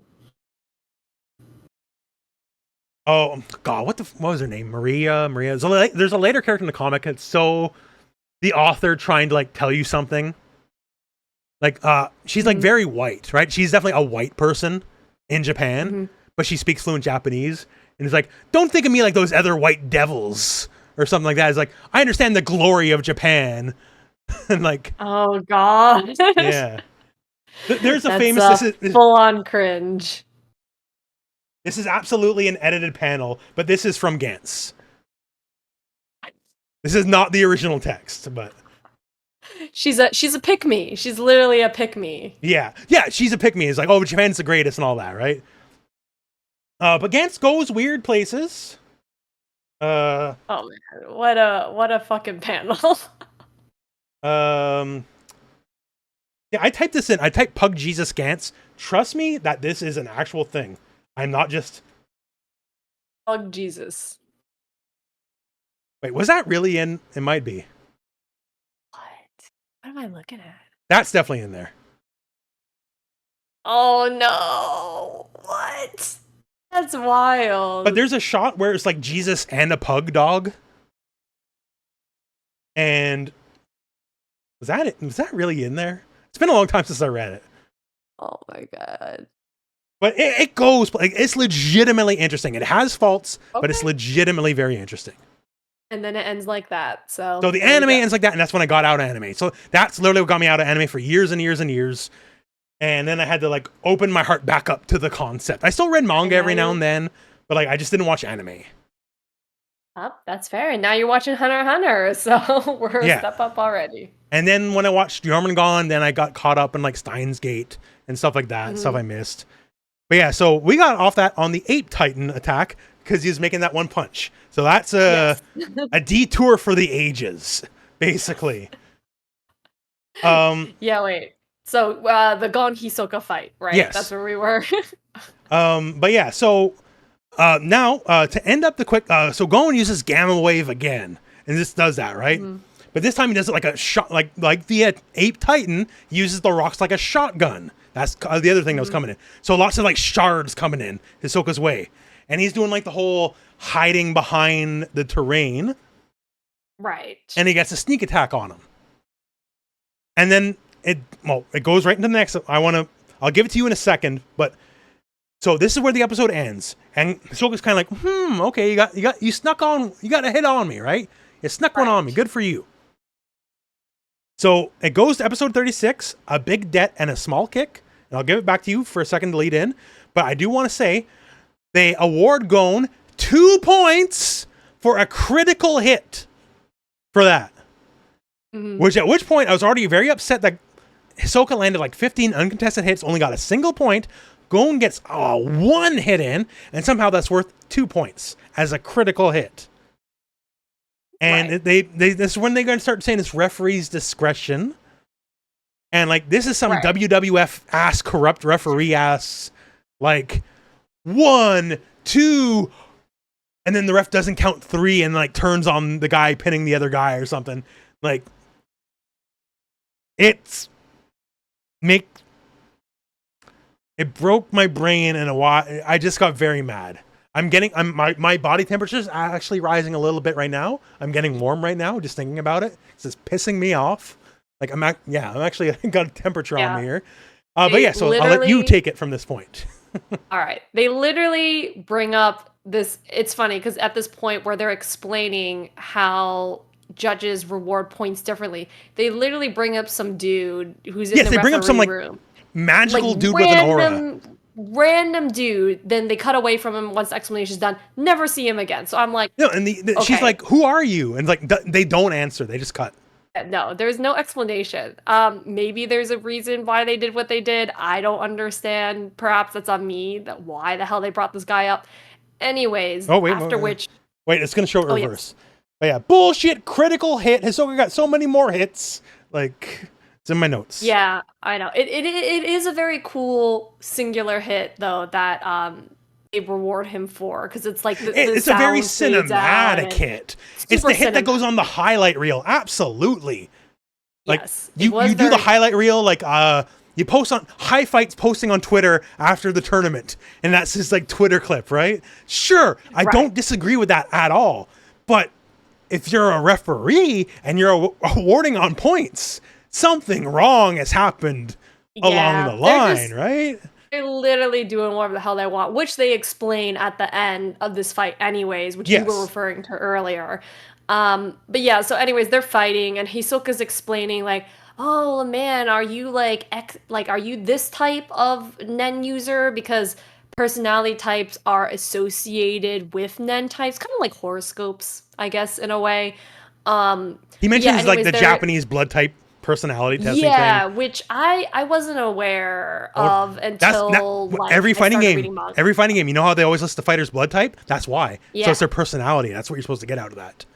Yeah, that's definitely, to me, I'm like, I don't know where that comes from because I actually looked this up one time. Like, I don't remember what B types are associated with, but I'm B type blood, so I was like, I don't think this is accurate whatsoever. But yeah, so that's exactly what a Libra would say. Maybe. I don't know what a Libra does. I don't know anything about that. I just remember watching a compilation of a guy going up to like various women, right? And it's like, hey, what's your sign? And then she's like, whatever. And it's like, oh, I can never. And just walk away. And it's like, oh, and they get them all riled up, right? Like, oh man, like one of those street interview style things. Yeah. Because like I know a lot of people place a lot, and no, I'm actually a Libra, and you're probably at home like, of course, Rooflemonger said, because that's what a Libra would say, and maybe that's the thing. I don't know, but well, okay, so Libras are all about fairness and equality. Oh so God! Everything, funnily enough, everything you've been saying is kind of like that. Very much like, oh man, why did the referee call it like this? And that wasn't fair. So we have just proven astrology live, or at least live to tape here on Gon With The Wind. So you know. Okay, there you I don't go. put like a ton of stock into horoscopes. Checkmate atheists. As a girly, you know, a lot of girls love horoscopes, and I, to a certain degree, think mine is somewhat accurate. But I think that's the point: is that they're all somewhat accurate to everybody. I think so. It's like, from my limited understanding, admittedly, I think it's one of those things where, as long as you're looking to read something into it, you can read anything you want out of it, right? That's fair, 100%. But anyways, so horoscopes are personalities, basically, like Hisoka's explaining all of this. And then like Hisoka at one point, I don't remember the exact details, but at one point maybe you can help fill this in, but at one point he launches the floor at him, and like there's like shards of floor that are breaking everywhere. And I was thinking like, damn, they like should put like a shield up or something for the audience. Well, these floor debris is a very big part of the fight, for sure. Right. So I'm like, I feel like the audience would die if they got in the middle of this fight, and Hisoka would just not give a shit. So they are a little bit higher up, admittedly, they're a bit higher up, but right. But anyways, so I do have a note about this. When he's pointing out stuff, it's like, well, I know you're an XYZ because you're simple and straightforward. I'm an XYZ because I'm tricky and deceitful. And this absolutely proves a point I made in the last episode, because the teacher and Killua are in the audience, right? And they're just talking to each other, regular room voice. And there's no room for misunderstanding, that the people in the crowd hear exactly what they're saying, word for word. That this cannot be misinterpreted, because they're both like, yeah, he's absolutely right about Gon. They're not lip reading. They hear everything word for word. Oh, okay. I didn't even catch that. So that absolutely proves, when they're talking about Nen and everything in the other fight, everyone in the crowd can hear them clear as day. No misinterpretation possible. Maybe they're using their it doesn't prove anything other than like my sick need to pull a gotcha on the Hunter x Hunter universe. Because once again, everyone should know about Nen, but there you go. Also, I think it's right before this moment, or right leading up to this moment, Gon does give him back his badge. Yes. Yeah. He does. So it's finally he hands it back to him. It's kind of like the announcer is like, oh man, what is going on? But basically, like, that was his whole goal in coming here, right? Was to give him one hell of a punch. So, you know, mission accomplished. I don't know. He got his hit in. That was, like I said, his mission. The whole point was to be able just to land a hit. He's not here to win. I think even me, as we're watching it, it's like clear he can't win. Like, no matter what, right? Hisoka's just clearly outclassed. A whole. But he got the hit in, so that's the moment. And like, Hisoka respects him for that. But then he immediately goes like, oh, by the way, badge? 4 badges, boop. And then like magic tricks him just to just to mess with him a little bit. But yeah. But yeah, so basically kind of how the match ends up playing out is that you learn a little bit more about Hisoka's bungee gum properties, where essentially he can tag it on you if you're not paying attention, right? Yes. You're not using Gyo or whatever to you're not using your examine special what's happening. eyes. Yeah, your special Yeah. eyes to see what's happening. He can attach it to you if you're blocking. So basically, he can attach it to you as long as he has contact with you or Which you're not paying attention. is exactly how it works in the game, in the demo. If he hits you at all, bungee gum's applied. Yeah. I mean, so like that's what ended up also happening with like Castro, because Castro like wasn't paying attention, or like Hisoka was distracting him essentially, and then he was able to attach the bungee gun to him, which he then explains that's what he did to Gon, right? Basically, he was talking about like the horoscope Nen personality types or whatever, attaches his bungee gum to his cheek. And then basically he's just like, now he's like punching the shit out of Gon because now they are attached and Hisoka can like ring him in. Yeah, he keeps scorpioning him. He's like, get over here, get over here. Yeah, exactly. He's like literally doing the scorpion. Yeah. And by the way, that's very strong in the game too, by the way. Bungee gum's on, he can rip you to him from anywhere on the screen. Right. I guess kind of messed up. I do note, just because I like noting it whenever I see it in any media, he does Kirk fist him. As in classical Star Trek, the Captain Kirk mega fist. His Kirk always loved attacking with the double palm, right? So I always like that. I think of Sakura's hit where she goes like, she hits you with the overhead, she jumps and she hits you with that. I just like that. Because it actually works. Because, real quick, wrestling. But there was once a story of a man named Chris Masters and Stevie Richards. Okay. And Chris Masters did this as a move in his moveset. And he accidentally hit Stevie Richards for real. And right here is called your orbital bone. Mm-hmm. And he turns it to dust. Oh, shit. Because Chris Masters is a big fucking guy. Like, he's the reason... I just want to find you... no, that's old Masters. Where's Peak Masters? Wouldn't be a Rooflemonger podcast without one wrestling reference minimum. No, it's gonna just to show you, right? He's a pretty big fucking dude. Oh, look at those pecs! Holy crap! So if a man this size accidentally hits you as hard as he possibly fucking can with both of his fists, it's gonna suck, right? Yeah, dude, I'm down for the count. That's gonna hurt like hell. So complete accident, broke his face basically, out for many months, and then they're like, you know what? He's going to come back and we'll make a story of it, right? Like, I'm here for revenge because he broke my face, right? So then the move becomes part of the story. And then, months later, he accidentally fucking blasts him again. Oh my God. And I took him out of commission again. And it's just so stupid. Real life accident sucks. And in wrestling, you usually make a storyline out of the real life accidents. Because there's money to be made there. Like, there's a story, right? Right, you gotta But then you literally, in trying to make it a story, you literally recreate the same fucking thing. Yeah, I think clearly he just can't control himself, so they shouldn't have had them do that. But you know what? Chris Masters, to his credit, he did use those incredible muscles for good once. There was very legitimately, that's not wrestling, like a house burning down to the ground. Okay. And he literally like ripped a tree out of the ground, threw it through the window and rescued everyone in the house. What? So, that is crazy. So there you do a little bad, you do a little good, cosmic balance. I mean, I'm sure he wasn't intentionally trying to break that dude's No, cheek. absolutely not. Absolutely not. Yeah. But he used those muscles for good as well sometimes. He did. I'll just leave this one for the wrestling fans. Sami Callihan. It's exactly that story, except 100,000 times worse. All I got to give you is his signature weapon is a baseball bat. Oh no, this is not going to end up well. And imagine how that could go wrong. It's basically all. I'll just leave with that one, so we won't need to. It could go wrong several ways, and the worst part is, this is what made him famous, and he built a career off that. when he basically is it a wooden baseball bat or is like it's a baseball bat ass baseball bat, like okay. All right. Yeah. Well, yeah. I know what I'm not getting into is a career. Yeah. No. Don't get into wrestling. Like any true wrestling fan, the first thing I'll tell you is wrestling's like really stupid and bad.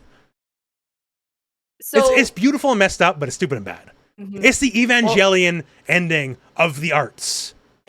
That's what wrestling is.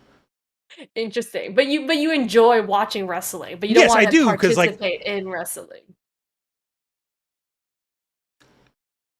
To be a true wrestling fan, you have to understand the base level of like wrestling is a little bit despicable. Mm-hmm. Like there's a lot of fun to be had there.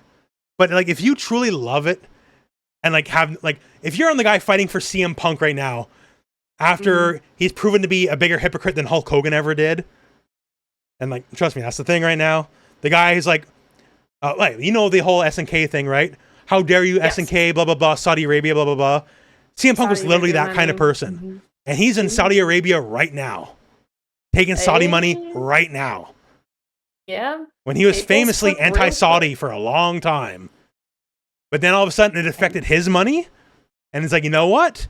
He cut a promo saying, I'm so sorry about all those tweets I ever made about Saudi Arabia. It was from a dark place that I didn't truly mean. All right. Fair enough. I mean, he's supposed to be a punk rock. Well, he's proven himself a hypocrite 1,000 times over. Mm-hmm. This is just the final. This is the ultimate of all his hypocrisy. For a man that calls himself punk, he's supposed to be punk rock, anti-establishment. He is Mr. Establishment. Yeah. Fucking John Cena's more punk rock than he is. Damn. But yeah, so Gon and Hisoka, the CM Punk versus John Cena of our day. Yes, they are. They're fighting Hisoka. The bungee gum showing up here, and as you mentioned, he actually attached it when he's like browbeating him. He's like, "I know your type." Is when he attached it. And it's like, guess how I landed it. But then it's like, I can land it any way I want. So special eyes isn't going to save you if you don't. You have to not get hit for it to matter, right? Right. And he's fucking around with him. He's like, "Oh, I'll give you a free hit if you can explain like how I did it." And he gives him like 3 options, and he's like, "Haha, just kidding. It's the 4th option. Fuck you, basically." Yeah. But anyways, to show that no matter what, like this is going to happen. Right. Yeah, it's showing the difference in power. But it's also that it's not just a cheap trick. Like this is a core part of his arsenal. No, like yeah, he's also he's making fun of him, obviously, as Hisoka does, but he's also explaining like, hey, you need to be more aware of your surroundings. Mm-hmm. Like, you don't have enough experience. Like he's teaching him at the same time. He's teaching him. Yeah. He's like he's. It's a really interesting dynamic. Like he's teaching them, he's making fun of them, and also he's attracted to Gon. So. Okay, well, yeah, I got it right here. So, at some point, really, I think it's like immediately after this. I have the exact text too. So, in my hot take notes, I have upgraded. I wrote Clowngasm has upgraded to Gongasm, and his exact words are Gon, it's so good. Yes, he's literally like he's letting Gon beat the shit out of him. He's letting him get his free hits in, right? And he's like creaming his pants, basically. Like there's no way to be subtle about this. Like Right. He's literally in orgasmic bliss, and he like this is what the thing we're talking. Like he's turning like multiple colors and shit. Like this is like some 70s art house film, and he's on LSD or something, right? Like. No, it's like weirdly, it's very artistic, extremely detailed. Like in a normal anime, this would be like the artsy fartsy moment, but here it's being used to show his clowngasm. So it's just all around interesting. It's something else. But anyways, like basically Gon, how it happens is like Gon's like, well, if I can't avoid his attacks, if I can't avoid the bungee gum, I'm just gonna attack him. And then Hisoka is like, oh my god, Gon, he's like doing that whole thing. If Goku did this to Vegeta, I don't think Dragon Ball would have the same popularity, Like no, definitely not. People would be a bit more suspect of Goku.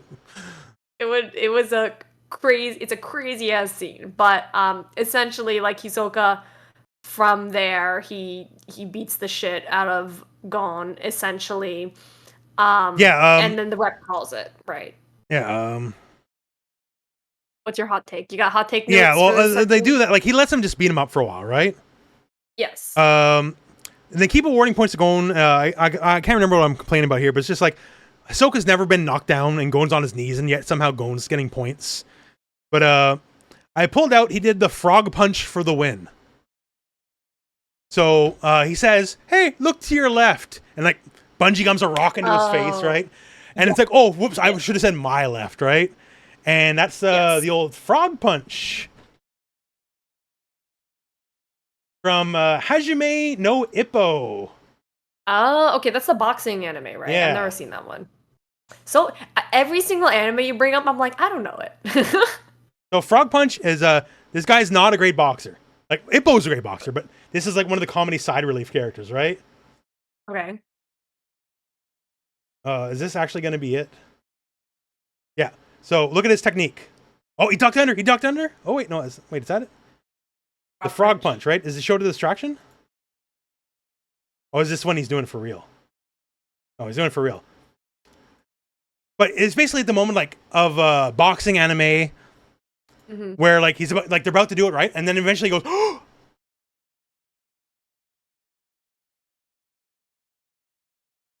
He's doing a fake. And then like their boxer's like, what the fuck, right? Like, and then like, what are you looking at? He looks over there, and then that's when he like cleans his clock, right? Like, it's a cheap trick. It is. And like he builds a career off of it, basically. So it's basically the equivalent of that. It's like they just like left, right, gotcha. Like Gon literally got mixed. Like, yeah, I mean, this entire time we've just been seeing what a huge power difference there is between the two, and like this, like ending it on such a cheap way is just kind of like, yeah, it just shows kind of that like inescapable. It's dismissive, right? Two of them.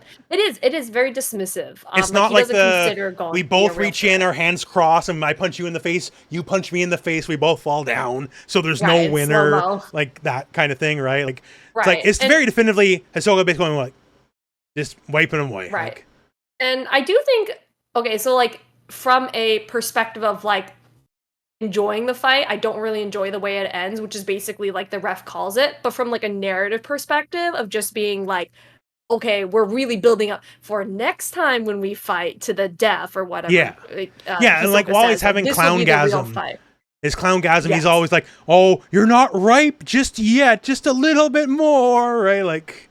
Right. Yeah. So from a narrative perspective, I get why they wouldn't really want to settle the match here, quote unquote, to the death. But like from the perspective of like watching the match, you're like, man, that was like a cheap ass call. And it's like a real sports map because people are also yelling at the referee. There's like, why'd you make that call? It's cheap as fuck, stuff like that. So and I think they go into like right after the fight's officially over. Yeah, the referee's kind of like explaining himself, but it's completely fucking backwards, right? Yeah, it's crazy. I wrote my hot take notes is unfair ref admits he cheated, because he basically did. So the idea is he's saying we're supposed to be impartial, but there's a clear power disparity. I'm going to try to end it as fast as possible. Right. Which in Hisoka's favor. It makes sense if they followed through on that at all. Except he's giving Gon double points for a single hit, critical hits, right? And at the very beginning, when Gon is like literally dying in front of everybody, and Hisoka's just like using like a freaking speed bag, right? And he gives him 1 point for it. Like 15 clean hits should be 15 points. Right. And it's already showing at the beginning, completely outclassed, and his ref's just like, I'll allow it. And like, but so you're obviously not doing what you just said, basically. Right. Yeah, they're just making shit up. In boxing or MMA, if someone clearly can't defend themselves, they stop the match. Unless you're like a corrupt Mexican judge. And this guy's basically a corrupt Mexican judge. So, like, it's perfectly fine for the drama. It's just when they introduce the sporting element and like a defined rule system, that's when like it starts bugging me a little bit. Yeah, it's interesting because like they tried to put in the rule system and in some, but I really think they didn't necessarily need to put it in, and it would have worked okay. Like they would have had to come up with another reason to. all the fight, right? They would have another reason, but narratively, did they really need to put in this point system? I don't necessarily think so. But it is what it is. I don't feel it added anything. No, they're just putting structure in to put in structure, to be fair, I guess. I don't know. Maybe this comes up more, because there's definitely dramatic elements can be added in a point system, right? Like, think of any sports movie. The points is usually what the whole crux of the movie is. You got Mighty Ducks, and they're doing the triple deke because they need the extra goal in overtime or whatever. Right. So, like, you can be in the crowd, and you have, like, the moment is like, the next time Gon gets knocked down, it's over. He can't be knocked down anymore. You can have but that never comes up in these fights. Well, that only works when both characters are invested in winning the match, right? And in this case, like, the two of them are only interested in, like, Gon's interested in beating the shit out of Hisoka, and Hisoka's interested in, like, testing Gon and getting him to grow more. So, like, it doesn't really work in the sense, because it's like the way the matches are being graded does not align with, like, the characters' motivations, right? I've been getting down with the world of Hunter x Hunter better and better, but, like, to me, unfortunately, the rule system is pure nonsense. I have no problem with the lore value, the dramatic value of the fight, because I think it's well done. It's a man fighting a guy who is not ready to fight him, but he's having a bit of fun with it and maybe imparts a lesson or two. That's, for the dramatic purposes, that's exactly valid and good. Just the scoring system sucks. Yeah, it's interesting because in, like, any other shonen anime, I feel like this is a tournament arc, right? Your main characters, their main goal should be to, like, move up, beat the floor masters, get 10 wins, yada yada, do everything that they need to do to essentially ascend the Heaven's Arena arc. But in this particular anime, they explain all of that. They go really into depth about, like, the floor masters or whatever, but then it never really comes up as being something that, like, actually, like, you definitely know better, but, like, they mentioned floor masters. There's zero payoff for that. They just mentioned they exist. Maybe they show up later. I don't know. If they don't, then why'd you introduce it like that? That would just be bad world building. So, right. So it is interesting. I think it's like the concept of doing that is like a subversion on the shonen trope, but they didn't need to explain it, because in this case, like, it doesn't come up at all. Like, if they even did, like, something like, they see some random guy and they pass by, and then, like, someone who would know better, like the teacher, and they're like, oh, such power, and it turns out that guy's a floor master, and he's like 10 levels beyond anything they've seen. So that's like a nice little hint for the future. Right, that could have just been something quick that they put in, I guess, for the power difference or something. But yeah, so Gon gets washed. And he's pretty happy about it because he just wanted the hit. He got his hit. And it's basically now like I can't remember if it's specifically this shot on the next one, but they're like, okay, it's time to start getting ready to go to York New City. Right. Dun, dun, dun. And we'll talk more, but so now directly leading to episode 37, Ging and Gon. Why don't you open up with that one? So let me just start by saying this is like the transitionary episode. Yeah, this is definitely transition.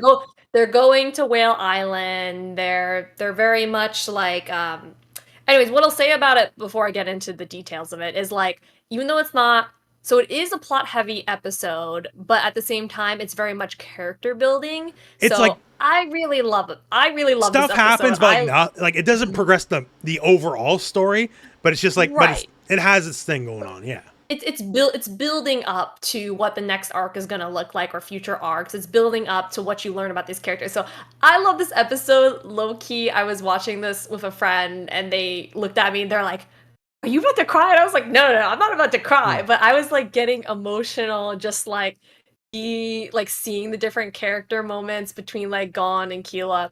Anyways, we'll get into it. But so it starts off, so basically Gon and Killua are going back home to Gon's home of Whale Island. Yeah. So I went to your house, Killua. Is weird tortured maid dungeons, whatever. Right. Butler dungeons. Let's try out my place. Maybe it's a different speed than what you're used to. Right. Exactly. So in Whale Island is totally different, right? It's very much like a restful spot to come heal versus like it's where you begin the JRPG. Exactly. Yes, it's your home base. It's where you begin your GRP journey. One thing that I did find really funny actually in this episode is like they're setting the tables up for dinner or whatever. Like Mito's cooked dinner, and Gon, his great grandma, I want to say, and Mito are like offering gratitude before they eat. And I was like, is there religion in Hunter x Hunter? Like, are they praying to God? I actually got like, is that what's happening? Because I wrote down because Killua was not doing it, and I wrote down. Say grace, you stupid pig. So yeah. I've actually been in that exact situation before because I grew up non-religious. Basically that so a little bit of history lesson. I'm sure you're familiar with this. I don't know actually. But back in the day, like during the Cultural Revolution, like a lot of families were persecuted for like practicing religion. So when my parents immigrated to America, like they never grew up with religion because that wasn't something that they were allowed to practice. Yeah.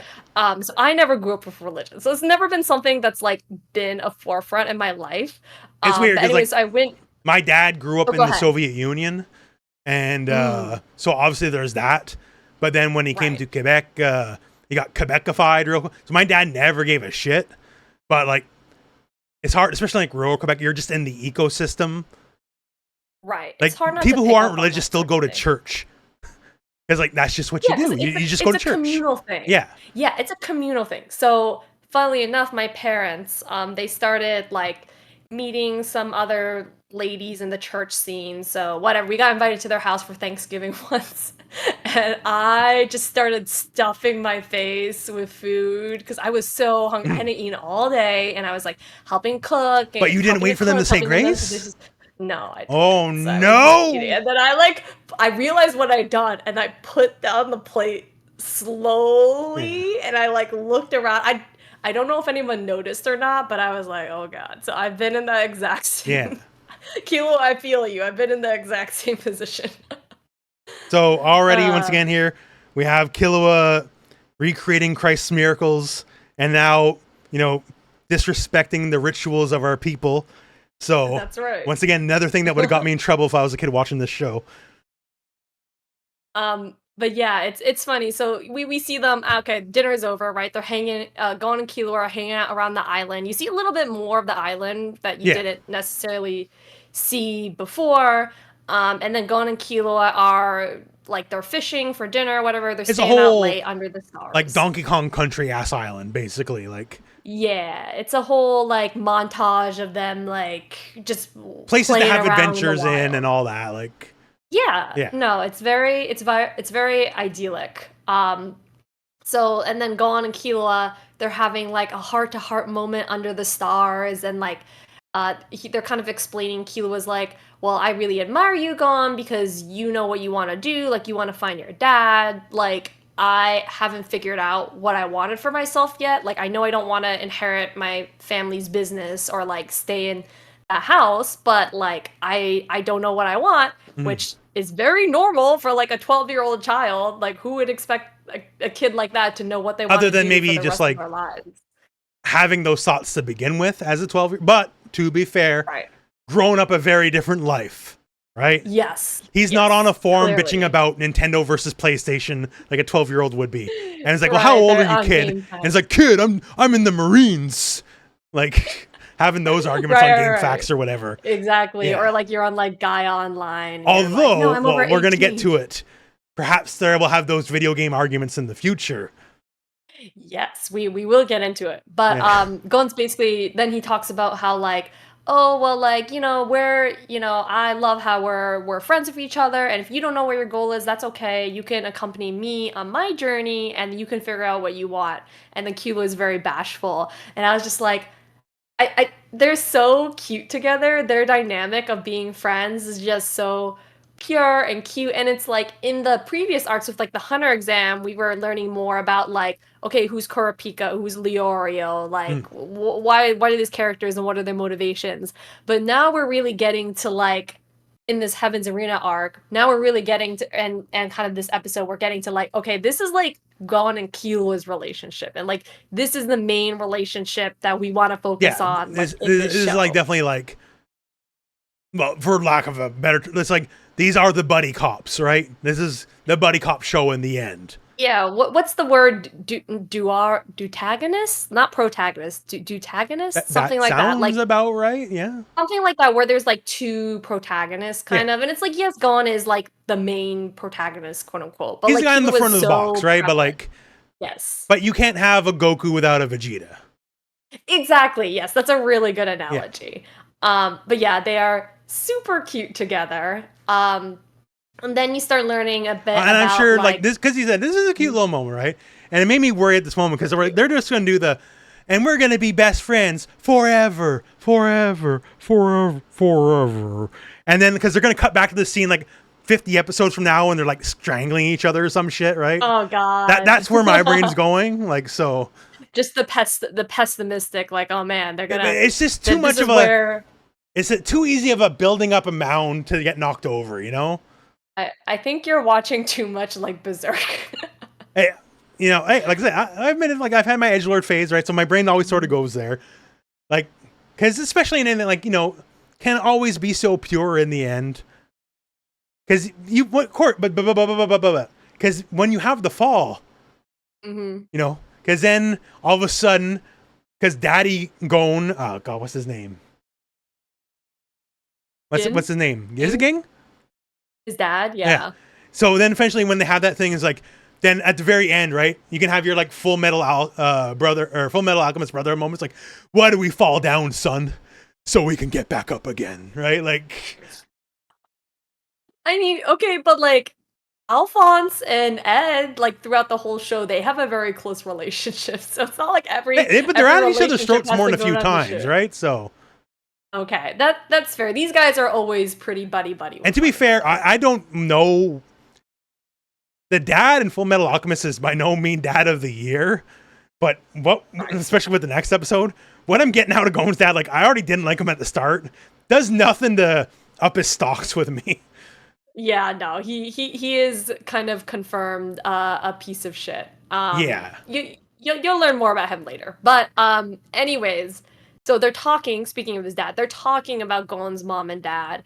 And basically, Gon says something along the lines of like, hey, like, I don't... Killua asks about his mom, right? I think his biological mom. And basically he says something, Gon says something along the lines of like, well, I don't really feel the need to know more about my biological mom because Aunt Mito is my mom. And I was just like, oh, yeah, see that? So I do have that sweet. written down. That's a good moment. That's my mom. But like the one thing I can't remember exactly. They say like his mom died in a car crash or something like that. Yes, or just some sort of accident. Yeah, Aunt Mito originally told them that his parents died in a car accident. Yeah, and the only thing is, and when it was said on his face, I bought it as it was sold. Like, my aunt's my real mom. Like, I didn't know my mom. I don't need to know her. But then it was like brought up like 3 more times. That like, no, I don't need to know my mom. No, bro. Like, don't worry. It doesn't affect me at all. I don't need to know her. And now you're trying to tell. Now you say it once. Once again, buy it on site. Sure. Okay. You say it more than once, and now you're telling me, oh, so she didn't die in an accident. That's how. Who knows? You can't. Once again, say it one time. Sight unseen. Sure. Whatever. World building. Gotcha. But if you bring it up more than once, now you're saying that I need to look deeper. And they bring it up like at least 3 times. They do bring it up a lot in this episode, because they bring it up here, and then they also bring it up, I think, is it this episode or next episode? It might be the next. The next episode where they basically say, aha, just kidding, they didn't actually die in an accident. But anyways, we'll get into that when we get into that. But anyways, so this is the first time they bring up the I don't need to know about my biological mom thing. And then, you know, they come on back, you come on back, and then Aunt Mito's like, well, like, your dad, my cousin, he gave me this box to give to you when you became a hunter. So you learn a little bit more about Jing and his backstory and how he left the island at the age 12 to become a hunter, and then he literally didn't talk to anyone for like 10 years, then came back with Gon and dropped him off and was like, have fun raising my kid. That's right. Like literally like the definition of like kind of like went out for a smoke break and then just like never came back. No, he went out to buy his smokes, came back with a kid, and it's like, yeah, crazy, right? I have a kid? Anyways, it's your problem, bye. Like, yeah. No, literally. He does mention that like he's separated from Gon's mother. Don't know what that means, but yeah, he gives him this box. Yeah. Essentially. And also one thing that I think I really liked in this episode was that he doesn't call Jing dad, which like he's not your dad because he didn't fucking raise you. So I was like, yeah, Gon, like agree 100%. Well, it's like that moment in dude is not Guardians of the Galaxy 2, right? Oh yeah, because he has like the god dad or whatever. Yeah, he may have been your daddy, but he wasn't your father, right? So there you go. Yeah. But yeah, so he uses Nen. So the box, whatever, is like they're trying to pull it apart, trying to figure out how to and they're like it. smashing and shit. Like I know the show won't let itself get away with it, but like, what if you're just like smashing and like you break whatever's inside, right? Like, yeah. I mean, that would have been fucking crazy because Killua's going ham at it. He's good thing it's like made out of titanium or whatever. Like, but yeah, literally.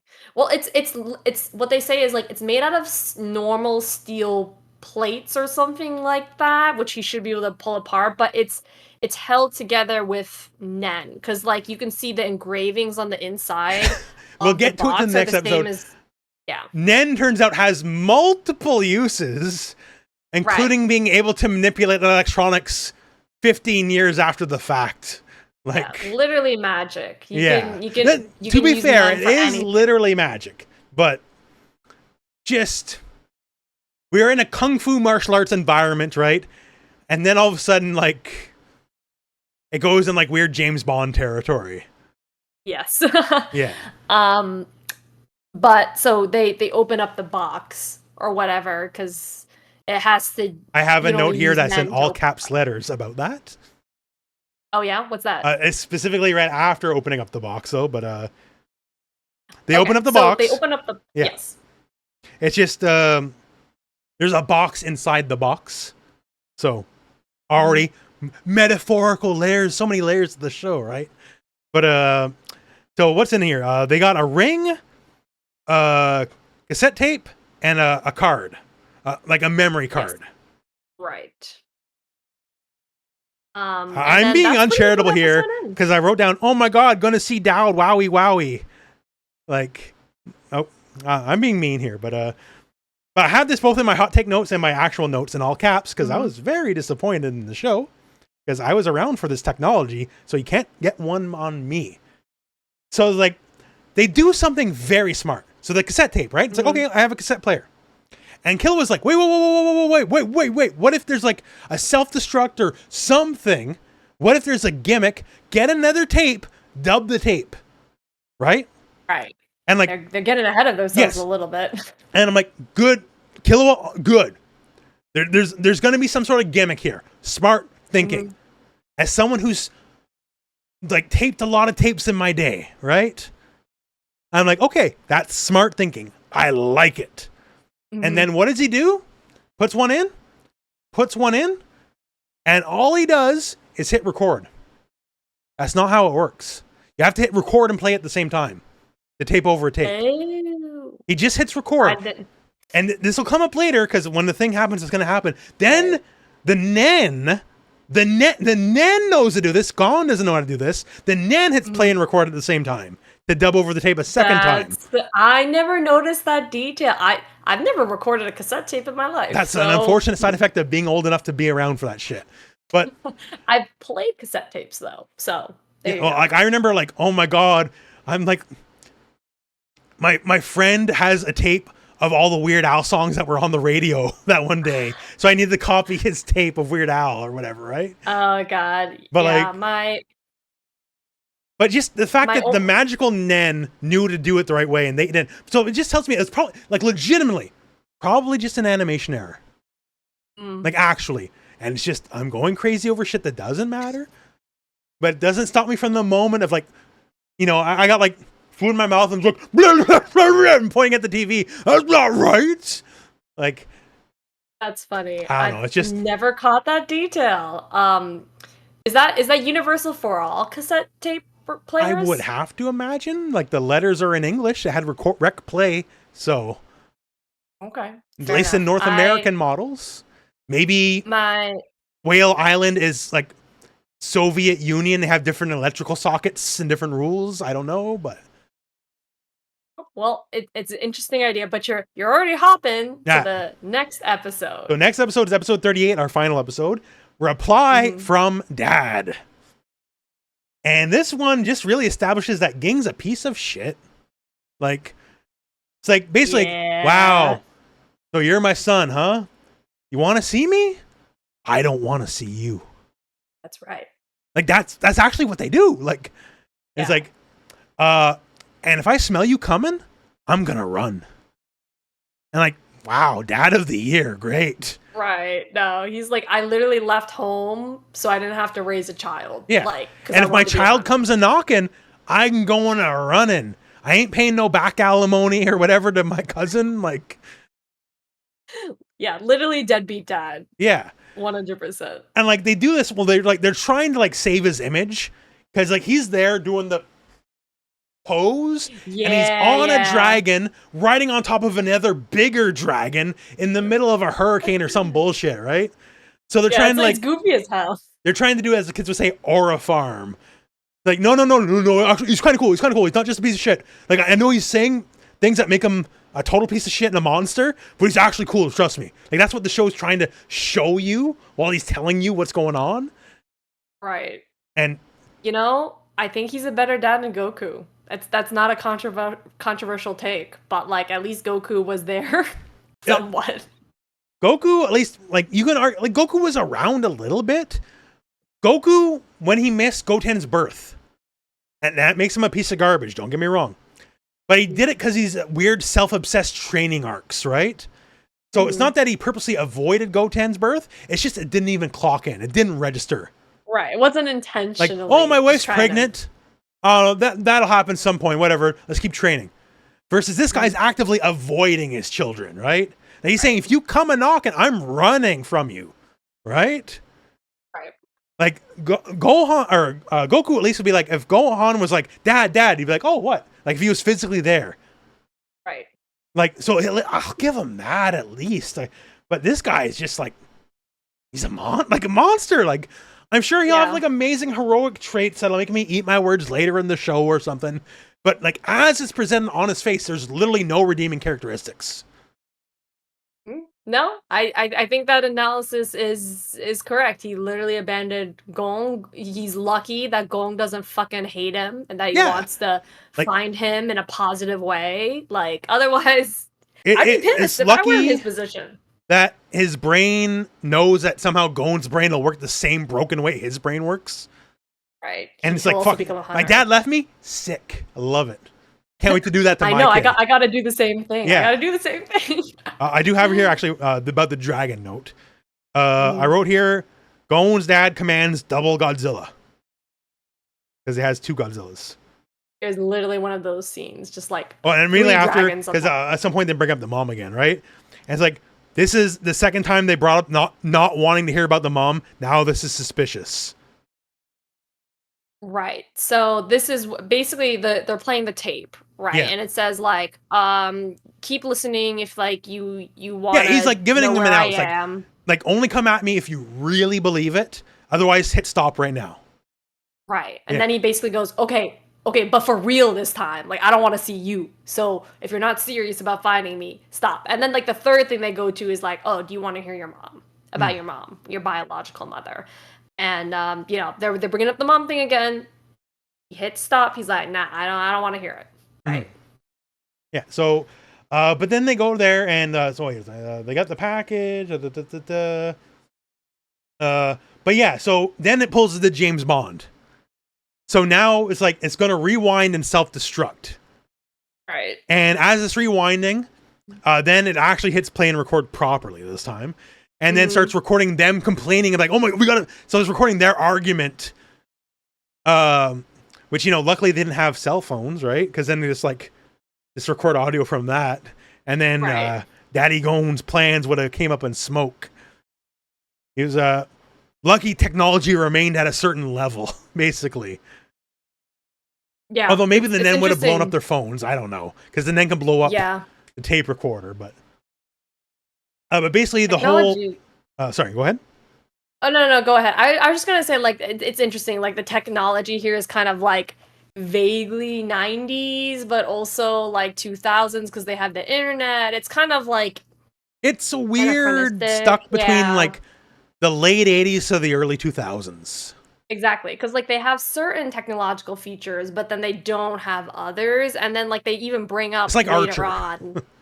Yeah, exactly. But they and I won't get too much into it, but like they bring up the Joy Station, which is like a PS1. That's kind of the next thing we're going to, right?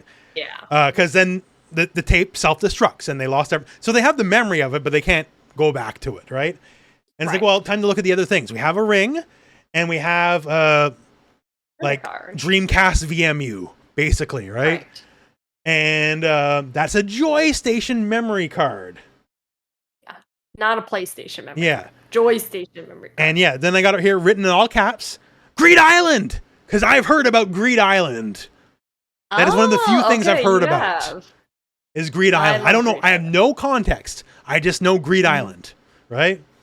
And so they have, on the memory card, they have save games for Greed Island, right? Save data. Did I run out of my drink? I didn't run out of my drink. That's going to make, whatever. We'll get to it. We'll get to it when we get to it. But so, okay, we have a memory card. We have saves. We don't got the game. Kind of a problem, right? And they're not smart enough to go to like all the old, romzzz.au sites to copy the disc and just pirate the game, right? So they're like, okay, well, it turns out like a copy of Greed Island's like 10 bajillion zillion $1 million. Yeah, which it's like a billion, 5.8. I don't know why I remember this number specifically. It's like 5.8 million, whatever their currency is. So it's hella expensive. So yeah, they're going through. They're actual millionaires and they can't afford it. Like, which is fucking crazy. Also, it's funny. Sorry, real quick. I do wrote here. It's the Garo Neo Geo cart, so it's impossible to find. There you go. Sorry.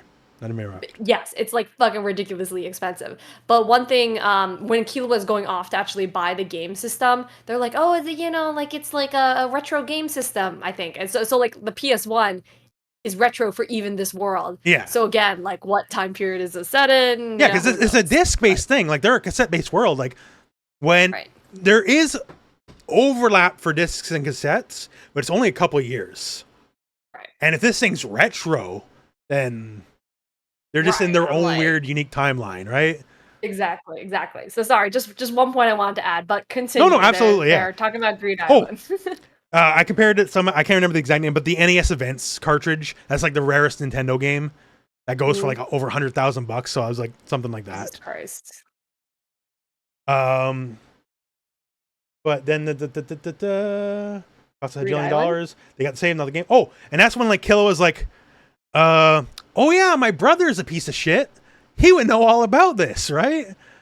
Right. And so like they call his brother, and brother's like in his torture dungeon or whatever, right? His waifu. Yeah, and he's like there, and like he's got all these like fucking half naked anime statues, and like he's just eating away like a fucking fat loser, right? Now, what a fat piece of shit, to be honest with you, right? Like 100%. If I live my life like that, I'd kill myself, straight up. But 100% doesn't deserve to live. Yeah, but yeah, so he's just there with his anime statue, just fucking stuffing his fucking face, right? And he's like, yeah, I know all about it. Of course I do. That's the kind of guy I am. And that's why I was very sad that my drink ran out. Because these are like salty pretzels, and this is going to pay dividends for the bit later. I can feel great about that. But yeah, so it turns out, maybe a little stereotype, but it turns out he's the ultimate gamer, right? Because he's got his anime statues and he's like 500 pounds and all that shit. So of course he knows all about it. You two might be more alike than you think. Who knows? Hey, to be fair, I'm also a millionaire elite assassin, just like him. So that's true. We do have that in common. You got hacker level technology. God, I'm gonna have to run the fucking vacuum after this. The price I paid to do a bit. It's like fucking all over the counter and all over the floor. I mean, you did a very good recreation of it, because I was gonna say, like, in the anime, there's like chips all over his face. Yeah, he's just fucking spraying chips everywhere, right? See, yeah, I was disconcerted when I thought about doing this, because my brain's broken. I'm like, well, these are pretzels, they're not chips. Like, that's not the same thing. Mm-hmm. And like, then they're not. So I wish I had some Lay's, but I don't. You're not a real gamer. It's not like Doritos. Yeah, I don't like have G Gamer Fuel, Dorito. They sent me some of that shit the other day. Well, the other day, like a month ago. They sent me Akuma and Ken flavored G Fuel energy packets. And okay, I'm like, did you try it? No. I publicly badmouthed their company before. Like, I don't know why you're sending me this. You don't want to know what Akuma and Ken taste like? I definitely don't want to know what Ken flavor shit is. For sure. Like, that's all I'm sure really it's like some red Powerade shit. Or I'm sure, yeah, I'm sure that. It's just like bad Gatorade. But I digress. Our smallest digression. But yeah, so bro's like, yeah, I know all about this game, blah, blah, blah. Like, I'm the ultimate gamer. It's like, I can figure this out, basically, right? Like, if you got the save, like, I can make it work. Right. And I do not know why I wrote this. Oh, they're saying something like, I had the game, but they're going to get me the game, but then they didn't get me the game. So I have a deep cut here, and I will not explain to you just to save you your sanity. Like, 4 or 5 people will get it, and we can just go to a grave with this knowledge, right? But I wrote here, this is the DSP Wolverine story with the brother in the game. Do not inquire. It's not worth knowing. But for those that know, I mean, there you go. I know DSP, so I'm assuming it's nothing. They should have got him the... Why don't you listen to me when it comes to getting him the Wolverine toys? Anyways, but yeah. So that's kind of about where we end up here. In that, we have now conclusively set up our new arc. Because it turns out, hey, wait a second. You know where they're gonna sell a copy of the game? In York New City at the auction that we're all conveniently going to anyways. That's right. It was fate. They literally say that. Yeah. It's like, oh, it was meant to be, sort of thing. So yeah, and that's kind of, and this is as far as Netflix is concerned anyways, the end of the season. So we had our Heaven's Arena arc, our like interlude on the island, some good character building, you know, setting up the next arc. Lovely episode. I love it. I thought it was good character building, right? Like a lot of the episode, like we didn't talk about it too much, but it's just them like being kids and having fun, like having a normal life before whatever the next round of BS is going to be thrown their way, right? So, right. It's good. Like it's like any good video game. You have your action set piece, and then you wander around the mission hub for a minute just to cut back down for a second, right? Before you go back out into the world.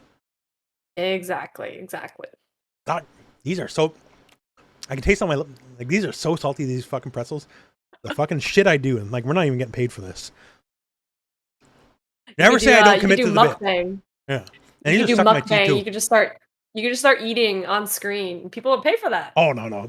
There's enough fat people eating on stream in there now. I don't need to be another one. Don't need to be, like, one of those streamers that, like, spends half their stream just eating food. Like, what the fuck's that famous guy's name? Hassan Piker? Is that it? Yeah, but he does, like, politic commentary. Yeah, but I barely know him. But my little understanding is he spends half his stream just eating on stream and, like, playing reaction videos and then, like, walking away and the empty chairs reacting to whatever's on screen. I mean, when you're that rich... Yeah. I know. We're in the wrong business. That's gives a shit. We need to get our empty chairs set up to watch reaction streams. Make millions of dollars. I need to start doing react videos and just my face being like, or like the slap. That's actually not even a bad react face.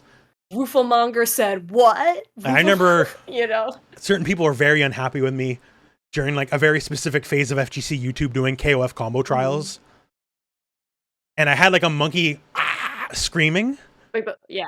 And I just like copy and pasted like Ash's combo trial over each other, and I'm like, KOF trials killed my family. And some people were very unhappy with me about that one. Oh man, because that was the YouTube meta very much at the moment. Is people? I'm like the only person who did not make a KOF combo trial video because I already did them all years ago. Okay, like that's old hard to me. As shit. They're harsh. I didn't know about the KOF combo trials. Oh, I knew. It's specifically about them, only KOF 13. Yes, only KOF 13. I never experienced them until I was on the charity live stream and I saw other people doing it, and then I was like, "Oh God! Like if Lord Knight can't do it, there's no way in hell I can." Oh no! If you put me in front of like the last few Ash challenges, and you told me like it's for charity, I'm like, them kids are dying. I'm sorry, like. Damn. Like it would take me at least a couple hours at this point because like I'd done them all years ago. It took me a long time to get those done. Yeah, what made it worse is that it was like horse. So it's like you only had 5 tries and then you had to pass it on to the next person.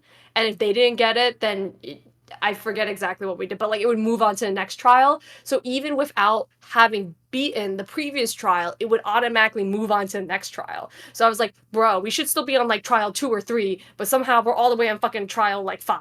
It was not a good idea. And to be fair, for folks at home who've never done them, if you like your combo trials, King of Fighters 13 is very admittedly like the king of combo trials.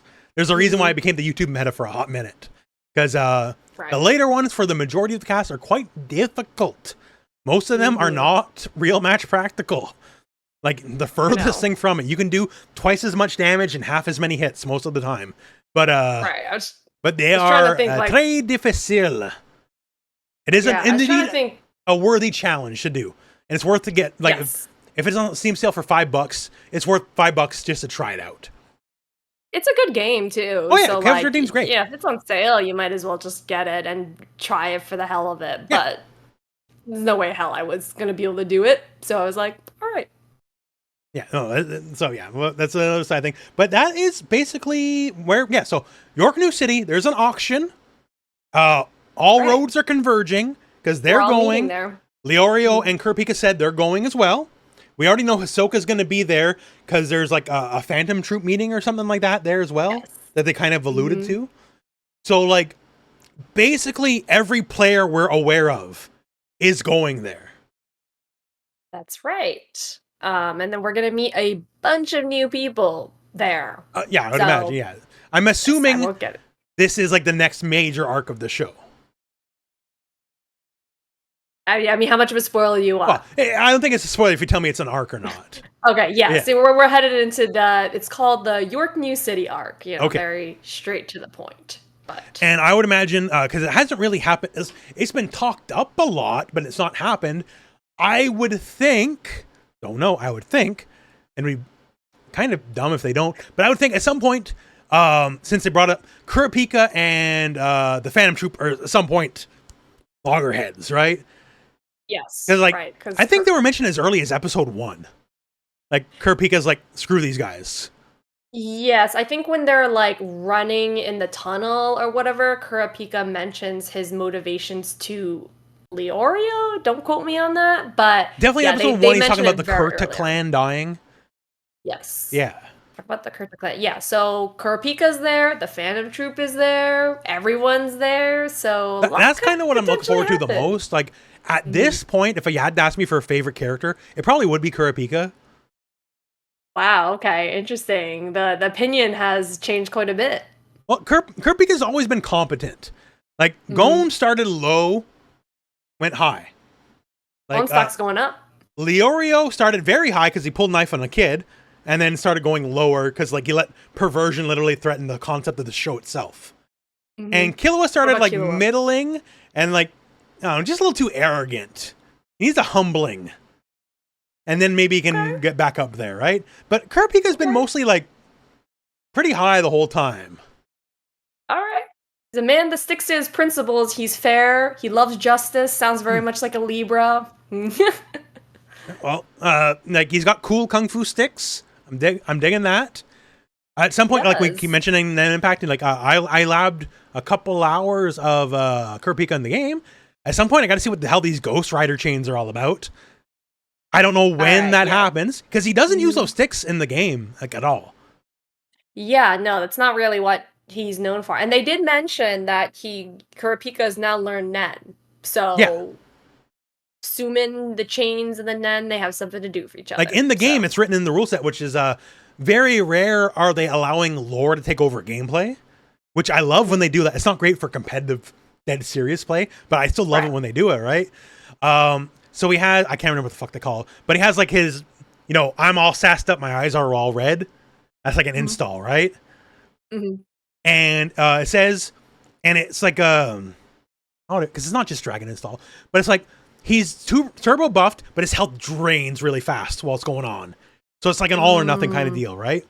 And it says in game, and they don't have anyone so because there's only 6 players in the demo, but it says as soon as a Phantom Troop member's on the screen, he automatically goes into this mode, regardless if you spend bar or not. But there you go. So that is very cool, actually. Yeah, That's so the lore is taking over the moment. mechanics, right? Which competitively is not good. I know, right? But I love I love lore just as much as the competitive aspect of a game, right? So to me, I'm like, okay, there's some shit here, right? Right. Clearly, there's some shit that they're gonna get into a little bit about why he's got these chains, why he's got the red eyes, like how to he's me, gonna interact until with the it's shown crew. otherwise, especially because it's a versus game, I can only think Ghost Rider, right? Because like Marvel 3, eat chain, and he's like doing a lot of those moves, like so. Yeah, triangle. Yeah, triangle. Yeah. Quarterback triangle. Yeah, I did a lot of that. Between now and the end of the show, I'm sure he gets them. Because my frame of reference is the game, and he doesn't have those sick Suikoden 5 nunchucks. So yeah, he does not. I mean, they're only made out of wood anyways, so you know, getting hit by wood sucks. At some point.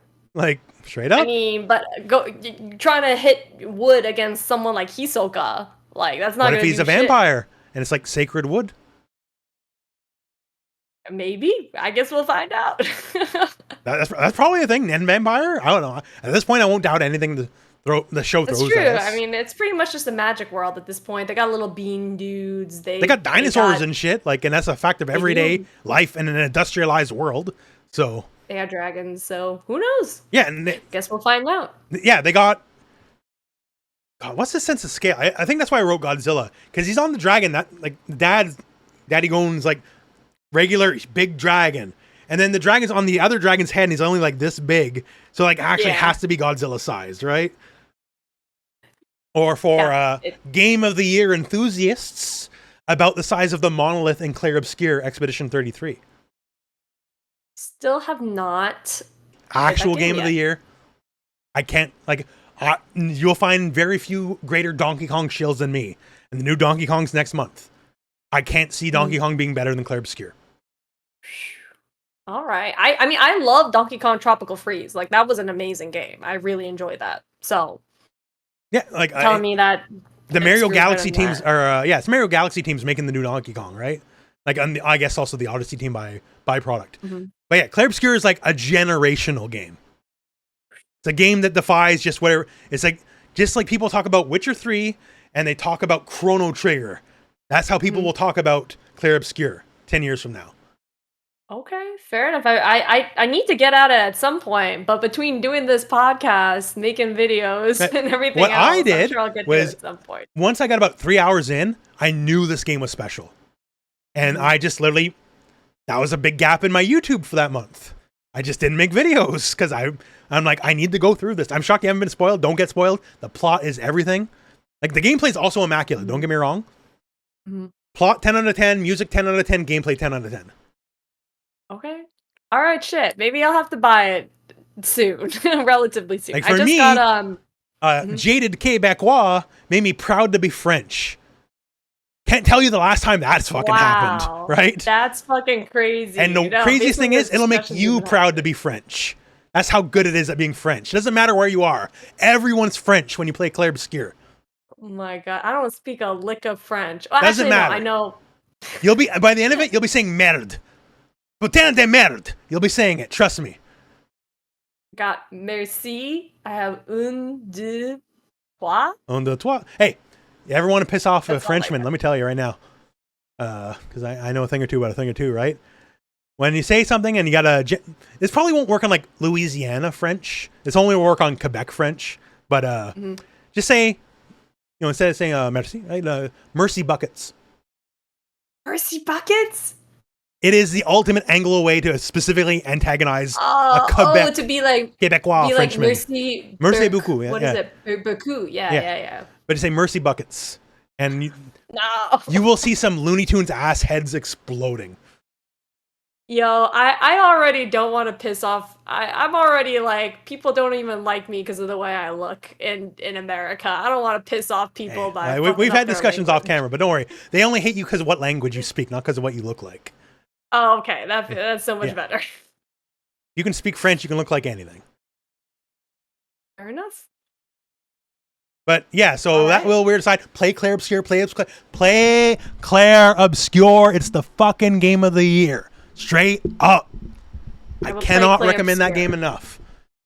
It's legitimately we keep saying art this whole episode, right? This is literally the most artistic game that's been around since I don't even know when. Because Lord knows, I keep saying how French it is. Trust me, it's the most French game you'll ever play. Because it is literally, without spoiling, it's about art. Art. Interesting. It's about art, but it's also about art. Art and art. All right. Like the baddie's called the Paintress. The Paintress. Yes, the painters are a thing. And also the writers, which might be the sequel bait, but we'll get to that when we get to that. All right. Well, I know somehow I have not been spoiled yet about that game. Legit, do everything you can to avoid spoilers. Like, for me, once again, I love the whole edgelord shit. Like, this is not an edgelord game, but the game has enough edgelord opening that drew me in immediately. Because it's a bleak world. Like, Berserk, the Berserk world is sunshines and flowers compared to this world. For how it opens. I thought this was like France or something like that. Oh, it is. There's even a not Eiffel Tower. Okay. It's a bleak fucking world. Maybe it's an allegory for real life. I don't know.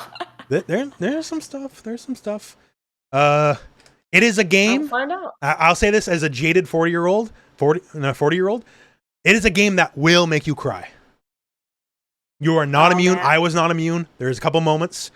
Like, you're like, oh my God. You're so like my aunt's like my mom. Mm-hmm. Think of that kind of moment in the most saddest, heart-wrenching, heartbreaking context.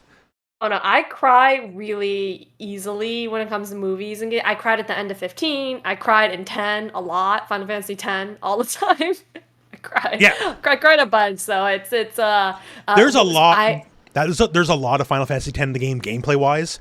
They said their inspiration was Final Fantasy 10, and man, there's gameplay wise, even specific dungeons are, without spoiling, specifically modeled after specific Final Fantasy 10 dungeons.